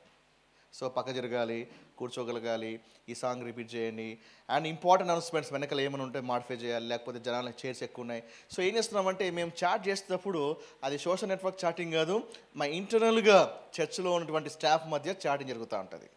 రికార్డింగ్స్లో క్లారిటీ లేదు, లేకపోతే ఇంకోటి అండ్ అప్డేట్స్. సో చాలామంది మొబైల్లో చేయడం బట్టి పాస్ గారు ఎవరితోనో చాటింగ్ చేస్తూ అంటారు అనేటువంటి ఆ అభిప్రాయం నుంచి బయట రాగలగాలి. అండ్ ఒకసారి ఏం చేస్తున్నట్లు అంటే మరి గోవర్ధన్ కానీ లేకపోతే ఎవరైనా కానీ నిలబడి ఏమైనా టెస్ట్ మోడ్స్ చెప్తూ ఉంటారు. మరి మాట్లాడుతున్నప్పుడు మేము ఏం చేస్తామంటే ఎవ్రీ సండే సర్వీస్ అయిపోయిన తర్వాత నెక్స్ట్ డే కానీ కూర్చొని మోడిఫికేషన్స్ మేము చెక్ చేస్తాం. అంటే ఏ మార్పులు చేస్తే బాగుంటుంది, ఓకే ప్రజెంటేషన్ ఇలాగా బాగాలేదు, ఇలా చేస్తే బాగుంటుంది, ఇలా చేస్తే బాగుంటుంది అని ఇమ్మీడియట్గా ఎవరైనా గోవర్ధన్ కానీ ఎవరు కానీ టెస్ట్ మోడ్ చెప్తూ ఉంటే నా మొబైల్లో టైప్ చేసేస్తా అంటాను, ఈ వర్డ్ మిస్ అయింది, లేకపోతే ఇక్కడ ఈ వాక్యం పడాలి, ఈ వాక్యం పడలేదు. ఎవ్రీ వీక్ గోవర్ధన్ పిలిపిస్తాను, కూర్చొని బాబు ఇలా చేసావు అని మాడిఫై చేస్తుంటాను. ఏం గోవర్ధన్? ఎస్. మనది సూపర్ కంప్యూటర్ బ్రెయిన్స్ కాదు కదా, ఆ టైంలో చెప్పాలనుకుంటాము, సర్వీస్ అయినాక ఏం గుర్తుండదు. సో కాబట్టి వర్షిప్ టీం నడిపిస్తున్నా, గోవర్ధన్ మరి ఏదైనా షార్ట్ మెసేజ్ కానీ టెస్ట్ మూవ్స్ కానీ చేస్తున్నా, ఇదేదో అప్పుడప్పుడు కాల్ సెంటర్ కాల్ చేస్తే మీ ఇంటర్నల్ ట్రైనింగ్ పర్పస్ కొరకు ఇది రికార్డ్ చేయబడుతుందని చెప్పారు కదా. సో మేము కూడా ఇంటర్నల్ ట్రైనింగ్ కొరకు ఏం చేస్తామంటే అవన్నీ మేము ఫీడ్ చేసుకొని అప్పుడు వాళ్ళంతా అయినాక కూర్చోబెట్టుకొని వాళ్ళకి ఎక్స్ప్లెయిన్ చేస్తాం. క్లియర్? నేను వాడడం వేరు, మీరు వాడడం వేరు. అనుమానమైందా? హల్లెలూయా. సో కాబట్టి మేము ఏమీ చేయట్లేదు దీంట్లో. ఒకసారి ఏమవుతుందంటే సాంగ్ కావాలి, సాంగ్ దొరకదు, ఇమ్మీడియట్గా ఏం చేస్తాం, నెట్లోకి వెళ్ళి ఆ సాంగ్ లిరిక్ తీస్తాం. మొత్తానికి ఏం చేసినా కూడా అది చర్చ్ సర్వీస్కి స్పిరిచువల్ రిలేటెడ్ థింగ్స్కి సంబంధించిందే ఉంటుంది మొబైల్. కాదు మొబైల్లో ఇవన్నీ కూడా మీకు కనిపించవు కదా, కానీ పాస్టర్ గారు ఎందుకు మొబైల్ వాడుతున్నారు?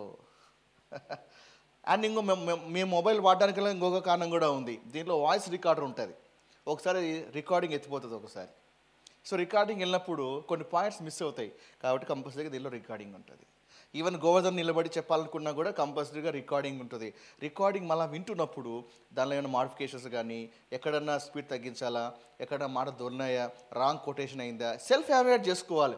సెల్ఫ్ ఎవాల్యుయేట్ చేసుకున్నప్పుడు నెక్స్ట్ టైం చెప్పినప్పుడు రిపీట్ కాదు. ఇప్పుడు మాకు ఎవరు చెప్పరు కదా, మాకు మేము చెప్పాలి. లేకపోతే ఎవరో వచ్చి పాస్టర్ గారు ఇది తప్పయింది, లేకపోతే ఇలా తప్పైంది, నేను చండాలంగా ఉంటుంది.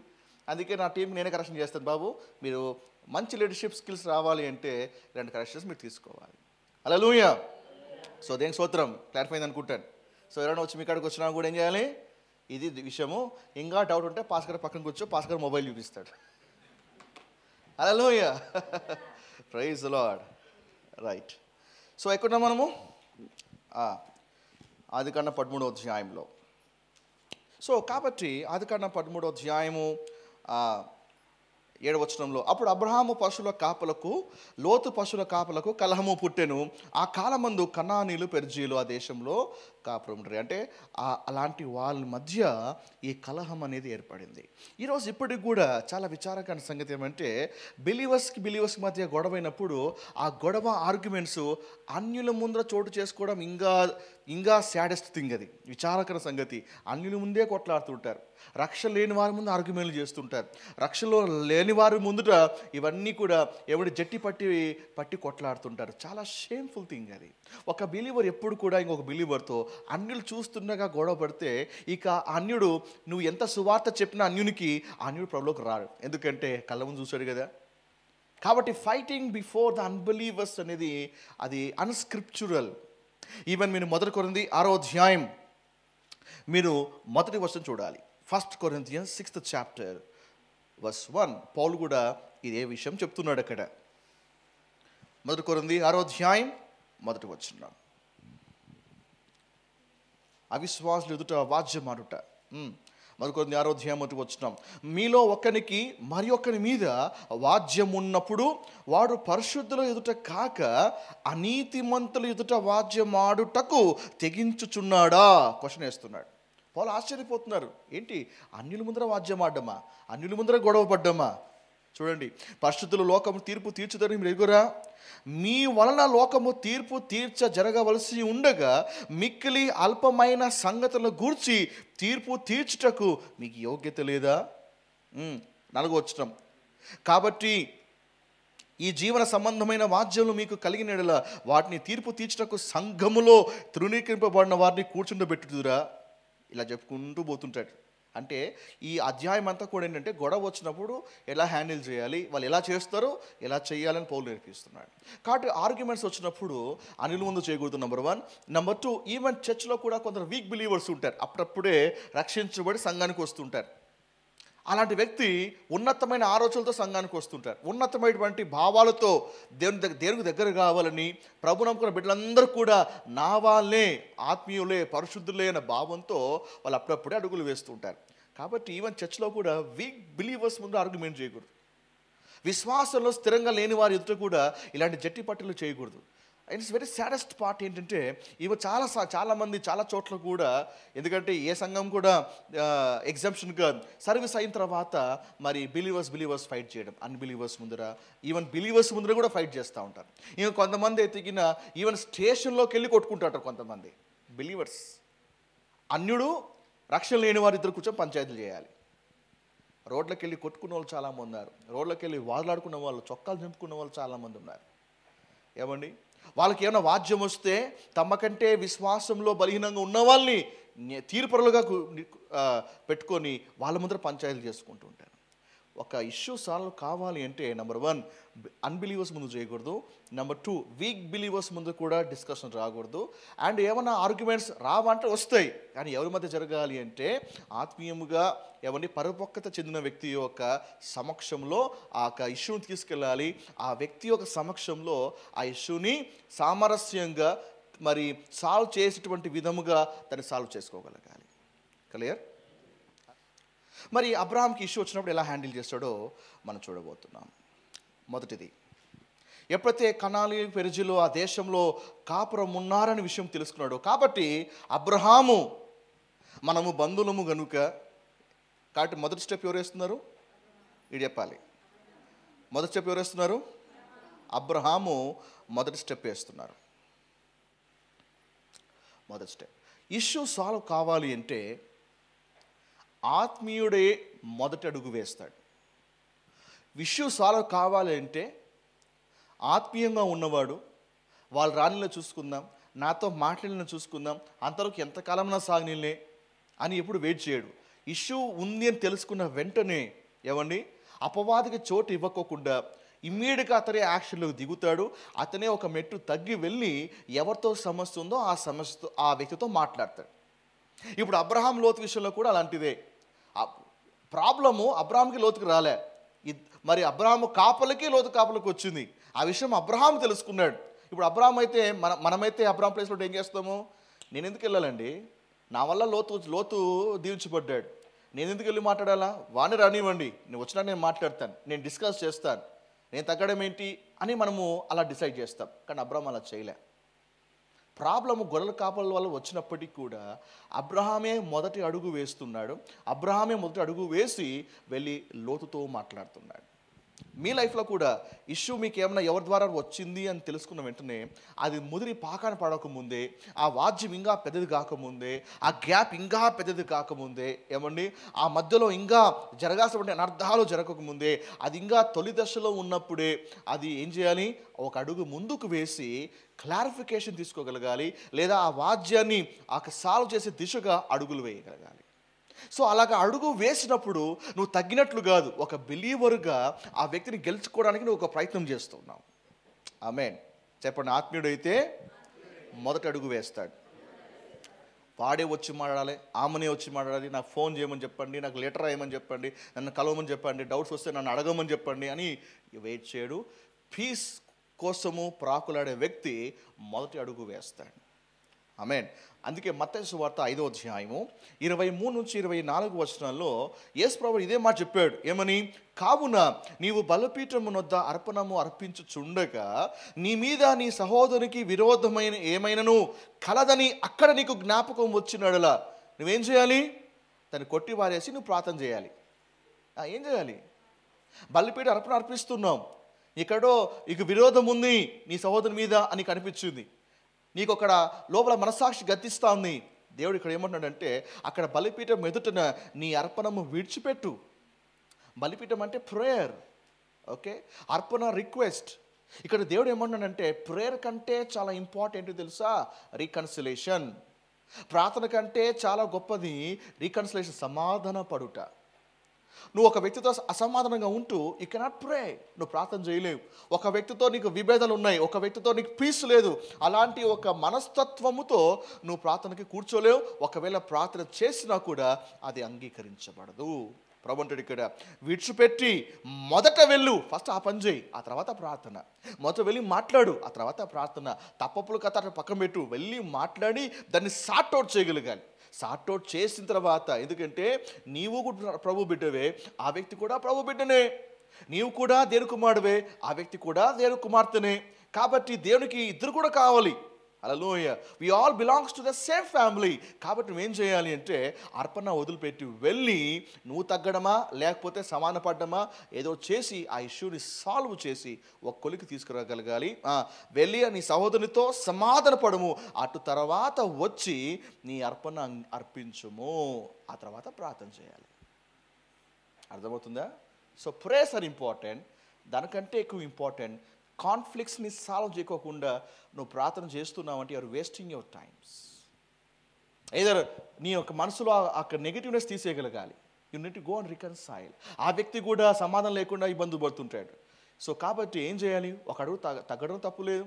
ఒక అడుగు మనమే ముందుకేసి ఆ సహోదరుని మనం పొందుకోవడంలో రాజీపడడంలో ఎటువంటి తప్పు లేదు. Go and reconcile.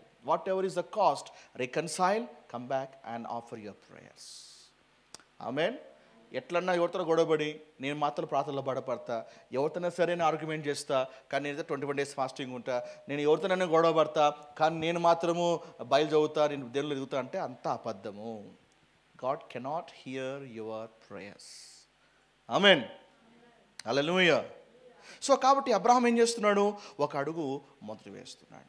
చూడండి, ఇప్పుడు ప్రాబ్లమ్స్ వచ్చినప్పుడు ఇద్దరి మధ్య గొడవలు రాకుండా ఉండవు, కొన్నిసార్లు వస్తాయి. కొన్నిసార్లు ఏమవుతాయంటే చర్చలన్నీ జరిగినప్పుడు ఏమండి ఇద్దరు కూడా మళ్ళీ కలిసిపోతారు.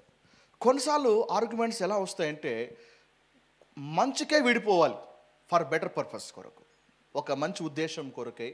ఎందుకంటే మరి బహుశా బయల్లో కూడా కొంత దైవజనులు ఉన్నారు, కలిసి సేవ చేశారు, ఆ తర్వాత ఆర్గ్యుమెంట్ వచ్చింది, ఆ తర్వాత విడిపోయారు. అయితే ఆర్గ్యుమెంట్ వెనకాల పర్పస్ ఏమంటే వాళ్ళు అలా విడిపోయి మరి ఇంకొక వ్యక్తితో జత కలిసి సేవ చేయడం ప్రభు సంకల్పం, అందుకే ఆ పర్పస్తో విడిపోయారు. సో అసలు కాన్ఫ్లిక్ట్స్ కూడా రావడానికి ఒక కారణం ఏమంటే ఒకటి సైతాన్ కారణం అయితే, ఇంకొకటి ఒక మంచి ఉద్దేశం కూడా ఉంటుంది దాని వెనకాల. హల్లెలూయా. అపోస్తలుల కార్యం 15వ అధ్యాయం 39-40 వచనాలు. ఓకే, అపోస్తలుల కార్యం 15వ అధ్యాయం 39-40 వచనాలు. వారిలో తీక్ష్ణమైన వాదము కలిగినందున, ఆ మాట గమనించాలి, తీక్ష్ణమైన వాదము కలిగినందున వారు ఒకరికొకడు విడిచి వేరైపోయిరి. బర్నబా మార్కుని వెంట పెట్టుకొని ఓడ ఎక్కి కృపకు వెళ్ళిపోయింది. పౌలు శిలను ఏర్పరచుకొని సహోదరుల చేత ప్రభు కృపకు అప్పగించబడిన వాడై బయలుదేరి సంఘములను స్థిరపరచుచు సూర్య కిలికియా దేశము ద్వారా సంచారము చేయుచుండేను. ఇప్పుడు అపోస్తలుడైన పౌలు సేవ చేస్తున్నాడు. పౌలు ఒక జతగాడు ఎవరంటే బర్నబా. ఎక్కడికి వెళ్ళినా కూడా పౌలు బర్నబా కలిసి సేవ చేసేవాళ్ళు. అపోస్తలుడైన పౌలు మిషనరీ ప్రయాణం మొత్తం 3 చేశాడు. అందులో మొదటి ప్రయాణంలో ఏంటంటే పౌలు మరి బర్నబా కలిసి పరిచయం చేశాడు. అద్భుతంగా జోడీ ఉంది, చెప్పాలంటే మంచి టీమ్ ప్లేయర్స్ ఇద్దరు కూడా. అయితే కొంతకాలం ఏమైంది, ఇద్దరి మధ్య కూడా ఒక తీవ్రమైనటువంటి వాదం ఏర్పడింది. బర్నబా అన్నాడు, నేను నీతో పాటు రానింగా, నేను వేరే వాళ్ళు తీసుకెళ్ళిపోతానని బర్నబా మార్కుని వెంట పెట్టుకొని ఒకవైపు వెళ్ళిపోయాడు. పౌలు కూడా ఏం చేస్తాడు, తనతో పాటు ఒకప్పుడు బర్నబా ఉండేవాడు, ఇప్పుడు బర్నబా లేడు కాబట్టి పౌలుతో పాటు అప్పుడు శీలను ఏర్పాటు చేసుకుని మరి ఇద్దరు కలిసి ఇంకొక వైపు దిశగా ప్రయాణమే వెళ్ళిపోయారు. ఆ తర్వాత మీరు ముందు చూడండి, వాళ్ళ సేవలో గొప్ప అద్భుతాలు జరిగినాయి, గొప్ప మహత్కారాలు జరిగినాయి, గొప్పగా వాడబడ్డారు, ఇంకా గొప్పగా వ్యాపించి దేవుని రాజ్యము కట్టగలిగారు. సో ఒక వాదం వెనకాల ఉద్దేశం ఏమంటే they have to get separated. So ఒకసారి even separation is an a divine thing. అది హల్లెలూయా. నేను చెప్పాను, నేను సపరేషన్ అన్న వర్డ్ వాడుతున్నానంటే it's not a negative word, నేను నెగిటివ్ ఉద్దేశంతో చెప్పట్లేదు. డివైన్ పర్పస్ కొరకు, డివైన్ ప్లాన్ కొరకు ఒకసారి సపరేషన్ అనేది జరుగుతుంది. కాబట్టి వాదం చూడకూడదు, ఎందుకంటే వాదం వస్తే విడిపోకూడదు కదా, విడిపోలేరు కదా, వాదం వస్తే విడిపోలేరు. దేవుని యొక్క కోరిక ఏంటి, అయ్యా నువ్వు ఇటు వెళ్ళిపోవాలి, నువ్వు అటు వెళ్ళిపోవాలి అని దేవుడి ప్లాన్. వీళ్ళేమో పోకోకుండా అక్కడే ఉండిపోయారు. సో దేవుడు ఏం చేశాడు, హీ అలౌడ్. తద్వారా ఏమైందంటే ఇద్దరు విడిపోయి తలా ఒక ప్రాంతానికి వెళ్ళి సేవ చేశారు. హల్లెలూయా. అపోస్తలుల కార్యం 1వ అధ్యాయం 8వ వచనం. యాక్ట్స్ 1:8. అపోస్తలుల కార్యము 1వ అధ్యాయము 8వ వచనం. ప్రభు అన్నాడు కదా, మీరు వెంటనే స్వార్థ సేవకు వెళ్ళకండి, మీరు వేచి ఉండండి. అపోస్తలుల కార్యం 8వ అధ్యాయం 1వ అధ్యాయం 8వ వచనంలో, ఆయనను పరిశుద్ధాత్మ మీ మీదికి వచ్చినప్పుడు మీరు శక్తిని పొందెదరు కనుక మీరు యెరూషలేములోను యూదయ సమరయ దేశంలో అంతటా భూదిగంతంలో వరకు నాకు సాక్షులై ఉందని వారితో చెప్పాను. యేసు ఆరోహణమైన తర్వాత ప్రభా వెళ్ళిపోమంటావా, సేవ చేయమంటావా అని అంటే ప్రభు అన్నాడు, మీరు అట్లా వెళ్ళిపోకండి, మీకు అన్నీ తెలిసినా కూడా అభిషేకం లేదే, ఆత్మతో నింపుదల లేదు. కాబట్టి మీరు ఏం చేయాలి, మీరు మొదట ఆత్మను అభిషేకం పొందుకున్నాక, పరిశుద్ధాత్మ దేవుని పొందుకున్నాక అప్పుడు మీరు వెలుదురు. కానీ మొదట మీరు వేచి ఉండండి, మీరు అందరూ కూడా అప్పుడు చెదిరిపోకండి, ఒక్కటిగానే ఉండండి, ఒకే ప్రాంతంలో ఒకే చోట మీరు వేచి ఉండండి అని ప్రభు చెప్పాడు. కాబట్టి ప్రభు మాటకు లోబడి వాళ్ళు వెంటనే స్కాటర్ అయిపోలేదు, వాళ్ళందరూ కూడా ఒకే చోట మేడగదిలో కూర్చొని ప్రార్థన చేస్తారు. ఏక మనసుతో ఏకాత్మతో ప్రార్థన చేస్తుండగా 2వ అధ్యాయంలో పరిశుద్ధాత్మ దేవుడు దిగి వచ్చాడు, అందరిని కూడా అభిషేకించాడు. ఆమేన్, రైట్. 1వ అధ్యాయం 8వ వచనంలో అందరూ ఒకే చోట ఉన్నారు, ఆత్మను పొందుకున్నారు. పొందుకున్నాక దాబట్టుకుని పోయారా, బూదిగంతలకు సాక్షులుగా ఉన్నారా, అనేక చోట్లకు వ్యాపిస్తున్నారా అంటే పొందుకున్న వాళ్ళు తలా ఒక దిక్కు వెళ్ళి సేవ చేయకోకుండా అందరూ ఒకే చోట అతకపోయారు. 1:8లో అందరూ ఒక చోట ఉన్నారు, పోలే, అందుకే 8:1 వచ్చింది. అపోస్తలుల కార్యం 8వ అధ్యాయం మొదటి వచనం, ఆ కాలమందు యెరూషలేములో సంఘమునకు గొప్ప హింస కలిగినందున అపోస్తులు తప్ప అందరూ యూదయ సమరయ దేశములకు చెదిరిపోయిరి. అక్కడి నుంచి అప్పుడు అందరూ చెదిరిపోయి సువార్త చేయడం మొదలుపెట్టారు. చెప్పండి, వాళ్ళందరూ చెదిరిపోవడానికి గల కారణం ఏంటి? శ్రమ వచ్చింది. శ్రమ గల కారణం ఏంటి? చెదిరిపోవాలి. అది వచ్చింది కాబట్టి తలా దిక్కెళ్ళిపోయారు. లేకపోతే ఏమయ్యేవారు? వెళ్ళండి రా, నలుదిక్కులకి వెళ్ళండి, ప్రపంచ మూలానికి వెళ్ళండి అంటే వెళ్ళకోకుండా ఆడే కూర్చుంటే. హల్లెలూయా. సో శ్రమల వెనకాల ఉద్దేశం ఏంటి? అదంతా కూడా సాతాను ఒక కార్యం మాత్రమే కాదు, అన్ని వేళ అది అపవాద కార్యము మాత్రమే కాదు, కానీ సర్టన్ టైమ్స్ ఏమంటే అది ఒక హెల్తీ పర్పస్ కొరకు కూడా కొన్ని అనుమతించబడతాయి. హల్లెలూయా. బట్ ఏమైనప్పటికీ కూడా detachment should be peaceful. Attachment ఎలా జరిగిందో డిటాచ్మెంట్ కూడా చాలా పీస్ఫుల్గా జరగలగాలి. హల్లెలూయా. ఎఫెసీ 4:3 రాయబడింది కదా, కాబట్టి మీరు సమాధానము బంధము చేత ఆత్మ కలిగించు ఐక్యమును మీరు కాపాడుకోటందు శ్రద్ధ కలిగి ఉండండి. సమాధాన బంధము చేత ఆత్మ కలిగించు ఐక్యత, ఇది కాపాడుకోవడానికి మీరు శ్రద్ధ పెట్టండి, మనసు పెట్టండి. ప్రేమతో ఒకరికొకరు సహించుచు మీరు పిలువబడిన పిలుపుకు తగ్గినట్లుగా దీర్ఘశాంతముతో కూడిన సంపూర్ణ వినయముతోనూ సాత్వికముతోనూ నడుచుకున్నవలని ప్రభును బట్టి ఖైదీనైన నేను మిమ్మల్ని బతిమాలుకొచ్చున్నాను. పౌలు రాస్తున్నాడు ఏమంటే మీరు ఆ యూనిటీని కాపాడుకోవడానికి ప్రయత్నం చేయండి. ఇన్కేస్ డిటాచ్మెంట్, జాబ్ వచ్చి ఇన్కేస్ ఇంకో చోటుకి వెళ్ళిపోవాలా, లేదా సిద్ధాంతాల పరమైనటువంటి ఒపీనియన్స్ వచ్చినప్పుడు కూడా ఎస్ ఈ ఒపీనియన్స్ నేను ఏకీభవించలేను అన్నటువంటి టైంలో ఉన్నప్పుడు కానీ, లేదా ఏదైనా ఒక విషయంలో భేదాభిప్రాయం వచ్చింది, లేకపోతే డిఫరెన్స్ ఆఫ్ ఒపీనియన్ వచ్చింది అంటే గిన అలాగ సంఘంలో వెళ్ళిపోవడం కాదు. Detachment should be peaceful. Hallelujah. పౌలక హృదయం కూడా అలాంటిదే. చాలామంది చాలా చోట్ల కూడా ఇదే విషయంలో స్ట్రగుల్ అవుతుంటారు. అండ్ వాళ్ళు బయటపడలేక, లేకపోతే రాజపడలేక, దేవుడు ఒకసారి పరిశుద్ధాత్మతో నింపబడిన సంఘాల నుంచి దేవుడు రమ్మని పిలుస్తుంటాడు, కానీ ఒకసారి రాలేకపోతుంటాడు. దేవుడు ఒక చోట నుంచి డిటాచ్ కమ్మని దేవుడు చెప్తుంటాడు, కానీ వాళ్ళు అటాచ్ అయి ఉంటారు కనుక. సో ఆ గొడవకు, ఆ వాదన కనుక ఒక వెనకాల ముఖ్య ఉద్దేశాన్ని నువ్వు స్పిరిచువల్ పర్సన్ అయితే సెన్స్ చేయగలగాలి. ఈ డివిజన్ సాతాను వల్ల వచ్చి పాడు చేసేదిగానే ఉందా, లేదా ఈ డివిజన్ వెనకాల డివైన్ ప్లాన్ ఏదో ఉంది, ఇంకా వాడబడాలి, దేవుని ఉన్నతమైన పర్పస్ ఏమై ఉందో అని నువ్వు గ్రహించగలగాలి. 2 things will happen. హల్లెలూయా. అందుకే ఈవెన్ చర్చెస్లో కూడా అంతే. If any family or any person if she wants to live or he wants to live కదా, పీస్ఫుల్గా డిటాచ్మెంట్ జరగాలి. కొంతమంది అబ్రప్ట్గా అనుకోకుండానే ఆ చర్చ్ను వదిలేస్తుంటారు. ఏదో తెలీదు, కొన్నిసార్లు కారణం తెలుస్తుంటుంది, వెళ్ళి కన్సల్ అవుతున్నారు, ఒకసారి వెళ్ళి చెప్తుంటాను, ఒకసారి ఎటువంటి రీజన్ ఉండదు అండ్ మాయమైపోతుంటారు. దేవుడు ఎలా ఉండాలంటే ఇక్కడే కాదండి, మన రిలేషన్షిప్ పరలోక రాజ్యంలో కూడా కంటిన్యూ అయ్యేది ఉంది. మన బాంధవ్యము బంధుత్వము కాదు, బంధుత్వం కంటే శ్రేష్టమైంది మన బంధుత్వం.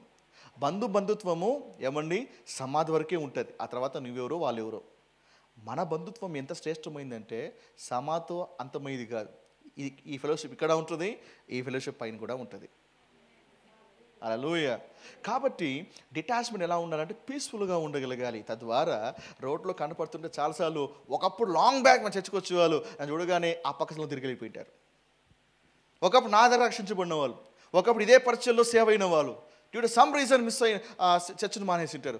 ఎప్పుడైనా సరే రోడ్డు మీద వెళ్తుంటే నేను కాళ్ళలో వెళ్తుంటే నా కారు చూసి ఆ పక్కలో తిప్పుకొని వెళ్ళిపోతుంటారు, లేదా కనపడుతుంటే మొక్క తిప్పుకొని వెళ్ళిపోతుంటారు, లేకపోతే అమ్మో ఆ పాసగారు వచ్చేస్తారని చెప్పేసి మెల్లిమెల్లిగా గుంపులో ఉంటే చూసి ఉన్నట్టుగా వెళ్ళిపోతుంటారు. ఏమిటరా నువ్వు చర్చికి వస్తున్నావా మానేస్తావా సెకండరీ. బంధము, రిలేషన్షిప్, పీస్ అనేది ఎప్పటికీ మనం కలిగి ఉండాలి. I don't believe in membership, I believe in fellowship. ఇది చాలా ప్రాముఖ్యమైంది. హల్లెలూయా.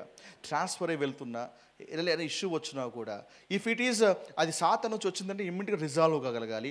లేదా సో కొన్నిసార్లు గ్రోత్ కొరకు దేవుడు in case okay it's time to leave అన్నప్పుడు ప్రేయర్ఫుల్గా ప్రేయర్ చేసుకొని మరి ప్రేయర్ఫుల్గా డిటాచ్ కాగలగాలి.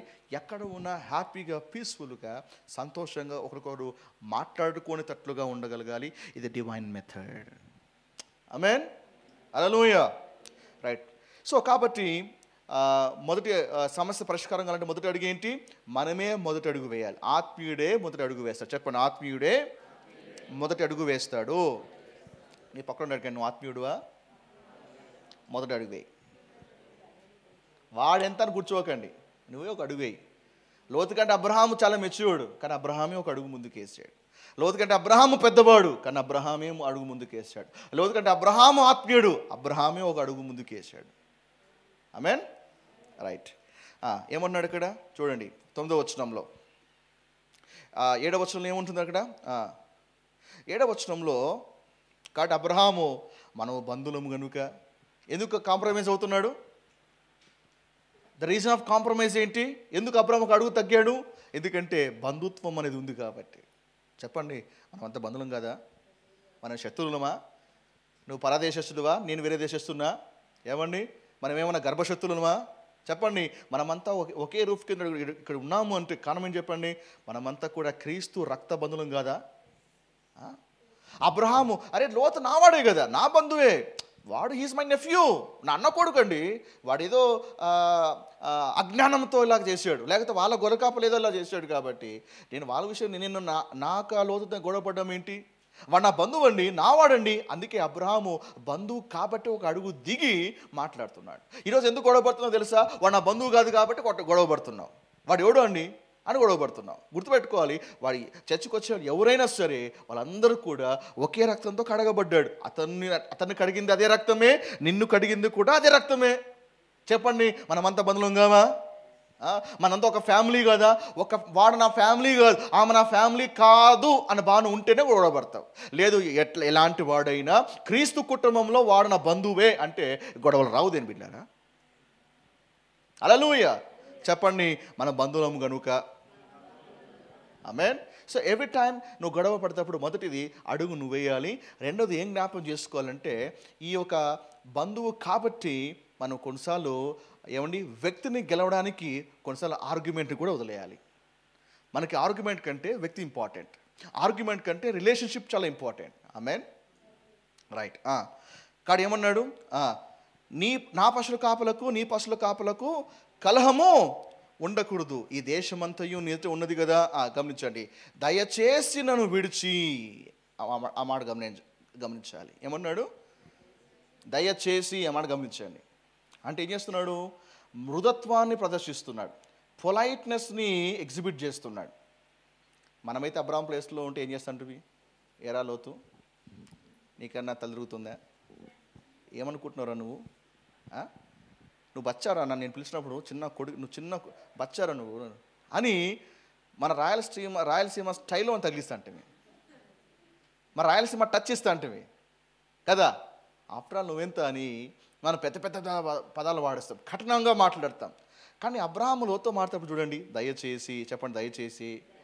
మాటలో మృదుత్వం ఉందా? గొడవ పరిష్కరించాలి అంటే ఆ ఇష్యూని డీల్ చేసేటప్పుడు నువ్వు మాట్లాడే విధానం కూడా చాలా ఇంపార్టెంట్. కఠినమైన పదాలు, నువ్వెంత అంటే నువ్వెంత, నీ కథ చూసుకున్నాంలే, నా కథ నీ తెలీదులే అని ఇలాంటి ప్రగల్భాలు, గర్వంతో కూడిన మాటలు, ఇలాంటి వర్డ్స్ని మనం వాడకూడదు. పొలైట్గా మాట్లాడాలి. ఇష్యూ సాల్వ్ చేయడంలో ఇది కూడా ఒక కీలకమైంది. లేకపోతే ఏమో తెలుసా, ఇష్యూ సాల్వ్ చేసే ప్రయత్నంలో నువ్వు పొరపాటు నోరు జారావనుకో, జరిగిన ఇష్యూ పక్కకి వెళ్ళిపోతుంది. నువ్వు అన్న మాట చూసినావా, దాని గురించి ఇంకా ఎక్కువ రచ్చ అవుతుంది. ఇట్లన్నావా, నువ్వు అట్లంటావా, ఇట్లంటావా అని అది ఇంకా ఎక్కువైపోతుంది. హల్లెలూయా. చెప్పండి, మృదుత్వాన్ని. చెప్పండి, ప్లీజ్. సో నువ్వు ఎవరితో గొడవ ఉందో వాళ్ళతో ఎలా మాట్లాడాలి? ప్లీజ్. చెప్పండి, గట్టి చెప్పండి, దయచేసి, ప్లీజ్, దయచేసి, ప్లీజ్. నేర్చుకోవాలి కదా మరి. This is God's way. దైవ పద్ధతి అది మన ఇలాంటిదే. హల్లెలూయా. ఎవరితో గొడవ వచ్చిందనుకో, ఏరా ఏం కథ, ఇలాంటి వాడు కాదు, దయచేసి సార్ ప్లీజ్. ఆమేన్. చెప్పండి, మృదువైన మాట కోపం చల్లారుస్తుందా లేదా? మృదువైన మాట కోపము చల్లార్చును. వాడు ఫిరోషియస్గా ఉంటాడు, నువ్వు కనపడితే క్లాస్ బీకలండి. చాలా కోపంతో ఉంటాడు, చాలా కోపంతో ఉంటుంది. ఆర్గ్యుమెంట్లో దిగితే ఇంకా చాలా రెచ్చిపోయేటువంటి పరిస్థితి ఉంటుంది. అలాంటి వద్దకు వెళ్ళి, భోంచేశారండి, బాగున్నారా, ఎలా ఉన్నారు అని ప్రేమగా మాట్లాడితే చెప్పండి, అంతగా ఊగిపోయేవాడు అలాగ ఊగిపోతూనే ఉంటాడా? ఆల్రెడీగా హీట్లో ఉన్నాడు, నువ్వు ఇంకో మాట అనగానే ఇంకా హీట్ అయిపోతుంది, వాడు హీట్ అయిపోయేటప్పుడు నువ్వు హీట్ అయిపోతావు, ఇద్దరికి హీట్ పుట్టగానే ఇంకా భయంకరంగా వాళ్ళకేనో పగిలిపోతుంది. ఇంట్లో భర్త రెచ్చిపోయి కోపంతో ఊగిపోతున్నప్పుడు ఏం చేయాలి? మీరు వాళ్ళు అందంగా ఉన్నారండి అంటే అయిపోయా అంతవరకు వచ్చినప్పుడు కోపం అంతా ఒకసారి వెళ్ళిపోయా. భార్య ఎగురుతుంది అనుకోండి, ఫ్యాట్ అనేది ఎగురుతుంది అనుకోండి, ఈరోజు చాలా డిఫరెంట్గా కనపడుతున్నావు, ఏంటి ఈరోజు మంచిగా కనపడుతున్నావు, యూ లుక్ సో గుడ్ అంటే అయిపోయింది. ఒక్కసారిగా రగులుతున్నటువంటి నిప్పుల మీద నీళ్ళు పోసినట్టే. అప్పుడు కూల్ అయిన తర్వాత అప్పుడు మెల్లిగా దారి తీసుకురండి. మనిషి ఊగిపోతున్నప్పుడు లాజికల్ మాట్లాడకండి. మనిషి బాగా వేడితో రగిలించబడుతున్నప్పుడు, వంచి ఊపులో ఉన్నప్పుడు, నీ పక్కన ఉన్నటువంటి వాస్తవము లాజిక్ రీజనబుల్ అయినా, నీదే కరెక్ట్ అయినా, ఊగిపోతున్న మనిషికి అది ఎక్కదు. అంటే ఎందుకంటే వాడు మందు కొట్టిన వాళ్ళగా ఉంటాడు, ఏం చెప్పినా ఎక్కదు. నీ లాజికల్తో కూడా పని లేదు, ఎందుకంటే వాని ప్రకారంగా వాడే కరెక్ట్ అని ఊగిపోతూ ఉంటాడు. అప్పుడు నువ్వు హితోక్తులు చెప్పినా, మంచి బుద్ధులు చెప్పినా ఏది కూడా ఎక్కదు. మందు కొట్టడానికి ఏం చెప్తే ఎక్కుతుందా? మందు దిగినాక చెప్తే అట్లనా అని అంటాడు. మందు కొట్టిన వానికి నువ్వేమైనా బుద్ధులు చెప్పావు అనుకో, ఏమని నీకు ఎక్కడ తగ్గించాలో తగిలిస్తాడు. ఇంకా సేమ్ కోపంతో ఊగిపోయేవాడికి ఏం చేయాలి? ఆ కోపం అంతా తగ్గేదనుకో వెయిట్ చేయి. నీ లాజిక్ అప్పుడే చెప్పాకు, నీ రీజన్స్ అప్పుడే ఇవ్వకు.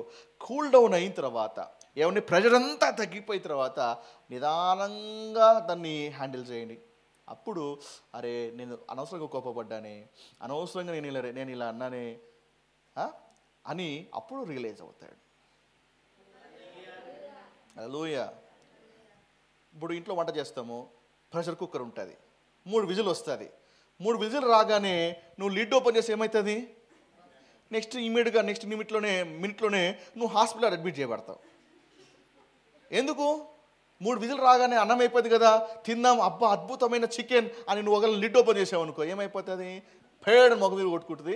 ఆయన ముఖం మీద కొట్టినాక ముఖం అంతా గాలిపోతుంది, హాస్పిటల్లో అడ్మిట్ చేస్తారు. అందుకే 3 విజిల్ రాగానే ఇమీడియట్గా లిడ్ తీయరు, మెల్లిగా ఒక కత్తో స్పూను తీసుకొని లోపల ఆవిరంతా పోయేంత వరకు ఆ స్పూను ఆ కత్తో పెట్టి ఆవిరంతా మెల్లిగా లోపలంతా కూడా బయటికి వెళ్ళిపోయినాక అప్పుడు సేఫ్ లిడ్ ఓపెన్ చేయొచ్చు అని. ద సేమ్ వే వేరే వాళ్ళ లిడ్ కూడా తొందరగా ఓపెన్ చేయబాకండి. లోపలంతా కూడా గ్యాస్, లోపలంతా కూడా ప్రెషర్ బిల్డ్ అయి ఉంటుంది. కాబట్టి ఏం చేయాలా? అప్పుడప్పుడు హాయ్ బాగున్నారా, ఎలా ఉన్నారు, బాగున్నారా, నీకోసం ప్లాన్ చేస్తున్నా, అప్పుడప్పుడు మెల్లిమెల్లిగా స్పూన్ కత్తి పెట్టి లిడ్ ఓపెన్ చేయండి. పుస్ అని గాలి వెళ్ళిపోయినా ప్రెషర్ అంతా వెళ్ళిపోయినాక నార్మల్ స్టేజ్కి రాగానే అరే బాయ్ కూర్చొని నీతో మాట్లాడాలి అని కూర్చొని అప్పుడు యూ ఎక్స్ప్లెయిన్ థింగ్. ప్రెషర్లో లేనప్పుడు కూల్గా ఉన్నప్పుడు ఒక వ్యక్తికి అప్పుడు లాజిక్ ఏంటో అప్పుడు అర్థమవుతుంది. నేర్చుకుంటున్నారా? లేదంటే నువ్వు ఎంత వాదించు, నువ్వు చెప్పేటువంటి దానికి ఆ వ్యక్తి ఏమాత్రము స్పందించడు, కనీసం రియలైజ్ కూడా కాడు. చెప్పండి, మృదువైన మాట కోపమును చల్లారుస్తుంది. కోపం చల్లార్చేది లాజిక్లు కాదు, ప్రేమ, మృదువైన మాట. ఆమేన్, హల్లెలూయా. సో కాబట్టి అబ్రాహాం అంటాడు మృదుగా, దయచేసి. ఎంత చూడండి, చెప్పండి, అబ్రాహాం డిసైడ్ అయ్యాడా నేను కూడా గొడవ పడాలని? గొడవ ఎప్పుడు వస్తుంది తెలుసా? ఇద్దరు కూడా గొడవ పడాలని డిసైడ్ అయితే గొడవ అవుతుంది. కానీ ఇద్దరు ఒక వ్యక్తి నేను గొడవనే పడను అని డిసైడ్ అయితే గొడవ వస్తుందా? డిసైడ్ చేసుకున్నాడు, లోతు ఎంతనా కానీ కాక నేనైతే గొడవ పడను. 2 చేతులు కలిస్తేనే చప్పట్లు, ఒక చేతి అవుతుందా? కాదు. కాబట్టి ఆర్గ్యుమెంట్ ఎప్పుడు హీట్ అవుతుంది? ఇద్దరు డిసైడ్ అయితేనే ఆర్గ్యుమెంట్ హీట్ అవుతుంది. కానీ నీవు ఈ ఆర్గ్యుమెంట్ నేను హీట్లోకి నడిపించను, ఏదైనా కానీ కాక నేనైతే ఆర్గ్యుమెంట్ చేయను అంటే ఆ వ్యక్తి గొడవ పడుతున్నా ఏమండి నువ్వు కూల్గా అవునా థ్యాంక్ యూ, ఏం పర్లేదులే, నువ్వే కదా నిండేది, నో ప్రాబ్లంలే అని నీళ్ళు పోస్తూ ఉంటే ఇంకా వాడు ఎంతసేపు ఇంత గొడవ పడతాడు? గొడవ పడలేడు. Hallelujah, praise the lord. Next ఏమన్నాడు? He's exhibiting his maturity. ఏ విధంగా? ఈ దేశమంతయు నీ ఎదుట ఉన్నది కదా, దయచేసి నన్ను విడిచి వేరుగా ఉండుము. నువ్వు ఎడమ తట్టుకు వెళ్ళిన ఎడల నేను కుడి తట్టుకును, నీవు కుడి తట్టుకు వెళ్ళిన ఎడల నేను ఎడమ తట్టుకు నువ్వు వెళ్ళుదనని లోతుతో చెప్పగా ఏమన్నాడు?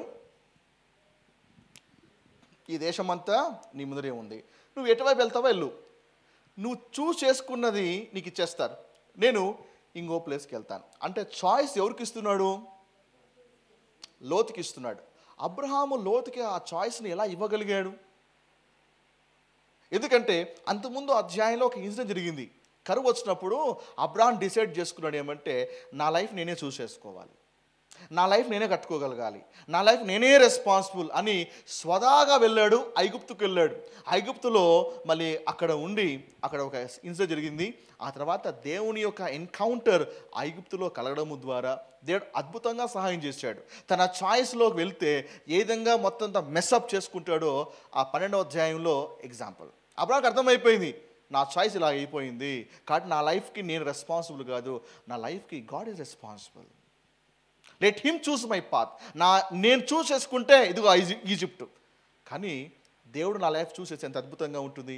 కాబట్టి I will depend on God rather than depending on my self అని 12వ అధ్యాయంలో అబ్రహాం ఒక పాఠం నేర్చుకున్నాడు. అందుకే 13వ అధ్యాయంలో కూడా తన లైఫ్ ఒక డెసిషన్ చాయిస్ని తాను తీసుకోకుండా ఏమండి దేని మీద భారం వేస్తూ లోతుతో అంటున్నాడు, అయ్యా నువ్వు ఏ వైపు వెళ్తావో వెళ్ళు, నువ్వు కుడివైపుకి వెళ్తే ఎడమవైపుకి వెళ్తా, ఎడమవైపుకి వెళ్తే కుడివైపుకి వెళ్తా. అంటే అబ్రహాము మెచ్యూరిటీని కనపరుస్తున్నాడా? అంటే అబ్రహాము దేని బట్టి ఆ మాట అంటున్నాడు? Is trusting God. అంటే ఏ ప్లేస్కి వెళ్ళినా దేవుడు నాతో ఉంటాడు. ఈజిప్ట్కి వెళ్ళినప్పుడు దేవుడు తోడుగా లేడా? ఐగుప్తులో దేవుడు సహాయం చేయలేదా? ఐగుప్తులో దేవుడు ఫరోతో మాట్లాడలేదా? కాబట్టి నేను మెసొపొటేమియాలో ఉన్నప్పుడు దేవుడు నాతో మాట్లాడినాడు. హరానికి వచ్చినప్పుడు దేవుడు మాట్లాడినాడు. నేను హాయికి బేతేలకు మధ్య గుడారం వేసినప్పుడు అప్పుడు దేవుడు నాతో మాట్లాడినాడు. ఈవెన్ ఈజిప్ట్కి వెళ్ళినా కూడా అక్కడ దేవుడు నా విషయంలో చొరవ తీసుకున్నాడు. దీన్ని బట్టి ఏంటి? అబ్రహాము నేర్చుకున్నాడు. కాబట్టి నేను ఏ ప్లేస్ చూస్ చేసుకున్నా దేవుడు నాతోనే ఉంటాడు కదా. హి లెర్న్డ్ ఎ లెసన్. ఈరోజు మన లైఫ్లో కూడా ఒక పాఠం నేర్చుకోగలగాలి. గతంలో జరిగినటువంటి అనుభవాలు మనకు ఒక పాఠం నేర్పించగలగాలి. దేవుడు మనకు అనేక పాఠాలు నేర్పిస్తుంటాడు, మనమే మర్చిపోతుంటాం. అనేక లెసన్స్ నేర్పిస్తుంటాడు. ఒక్కొక్క ఇన్సిడెంట్ వెనకాల ఒక లెసన్ ఉంటుంది. ఒక్కొక్క సంఘటన వెనకాల ఒక్కొక్క better experience and sweet experience వెనకాల బ్యూటిఫుల్ లెసన్స్ ఉంటాయండి. తెలివైన వాడు ఏం చేస్తాడంటే వాటి నుంచి ఒక పాఠం నేర్చుకొని తద్వారా దేవులో ఇంకా బలపడతాడు. 14వ అధ్యాయంలో అబ్రహాముకు ఆ ఫెయిత్ వచ్చిందంటే, 13వ అధ్యాయంలో అబ్రహాముకు ఆ ఫెయిత్ వచ్చిందంటే 12వ అధ్యాయంలో అబ్రహాము ఒక పాఠం నేర్చుకున్నాడు. అందుకే ఈజ్ ట్రస్టింగ్ గాడ్. నువ్వు కూడా నేర్చుకుంటున్నావా? నువ్వు కూడా లెసన్స్ నేర్చుకుంటున్నావా? నేర్చుకుంటే దేని మీద అంతగా నువ్వు డిపెండ్ అవుతావు. ఆమేన్, హల్లెలూయా, ప్రైజ్ ది లార్డ్. ఎస్, అందుకన్నాడు కదా, ఇదిగో ఈ దేశం అంతా నీ ఎదుటనే ఉన్నది కదా. మనమైతే ఏం చేస్తాం? అరే ఈ దేశం ఫస్ట్ పెట్టబడుతుంది, ఈ దేశం వదిలిపెట్టి వెళ్ళిపోరాట. నాతో వచ్చావు, నా వెంబడి వచ్చావు, నా ద్వారా దీవించబడ్డావు. ఈరోజు ఈ దేశంలో గొడవలు వచ్చినాయా? అరే మనం ఏమంటాం తెలంగాణ స్టైల్లో, రే బిడ్డ ఫస్ట్ పెట్టబడి సర్దారంటాం కదా. ఇక్కడ ప్యాకప్ యువర్ లగేజ్. కానీ అబ్రహాము చూడండి, తన తప్పు లేకపోయినా తానే తగ్గుతున్నాడు, మృదువుగా మాట్లాడుతున్నాడు, పైగా లోతుకి ఆఫర్ కూడా ఇస్తున్నాడు. నీతో గొడవ పడిన వాడిని నువ్వు సంపాదించుకోవాలంటే నువ్వేం చేయాలి తెలుసా? ఇమీడియట్గా రెస్టారెంట్కో హోటల్కో పిలుచుకెళ్ళి మంచిగా ఫుడ్ పెట్టు. కథ అయిపోయింది. మాటలు చేయలేనిది ఫుడ్ చేసి పెడుతుంది. లాజిక్లు చేయలేని పని ఏమండి ఒక పార్టీ ఇస్తే సెట్ అయిపోతుంది. అయిపోయి మీ ఇంట్లో కూడా ఎవరైనా గొడవపడ్డారా? ఎంత చెప్పినా కూడా వాళ్ళకి మైండ్కి ఎక్కట్లేదా? ఎంత చెప్పినా వాళ్ళకి అవగాహన కలగట్లేదా? ఎంత చెప్పినా నీ ప్రేమలు గుర్తించలేకపోతున్నారా? ఆ పీక్ ఫైవ్లో ఉంటుండగా సరే మనం గొడవ పడతాం, కానీ ఈ రాత్రి రెస్టారెంట్ పోయి వచ్చినా గొడవ పడదామా అని చెప్పండి, అయిపోయింది.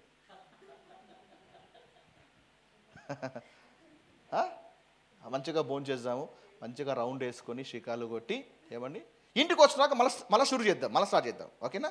ఇంతవరకు ఈ ఫైట్ని ఇంతవరకు మనం హోల్డ్లో పెడదాం.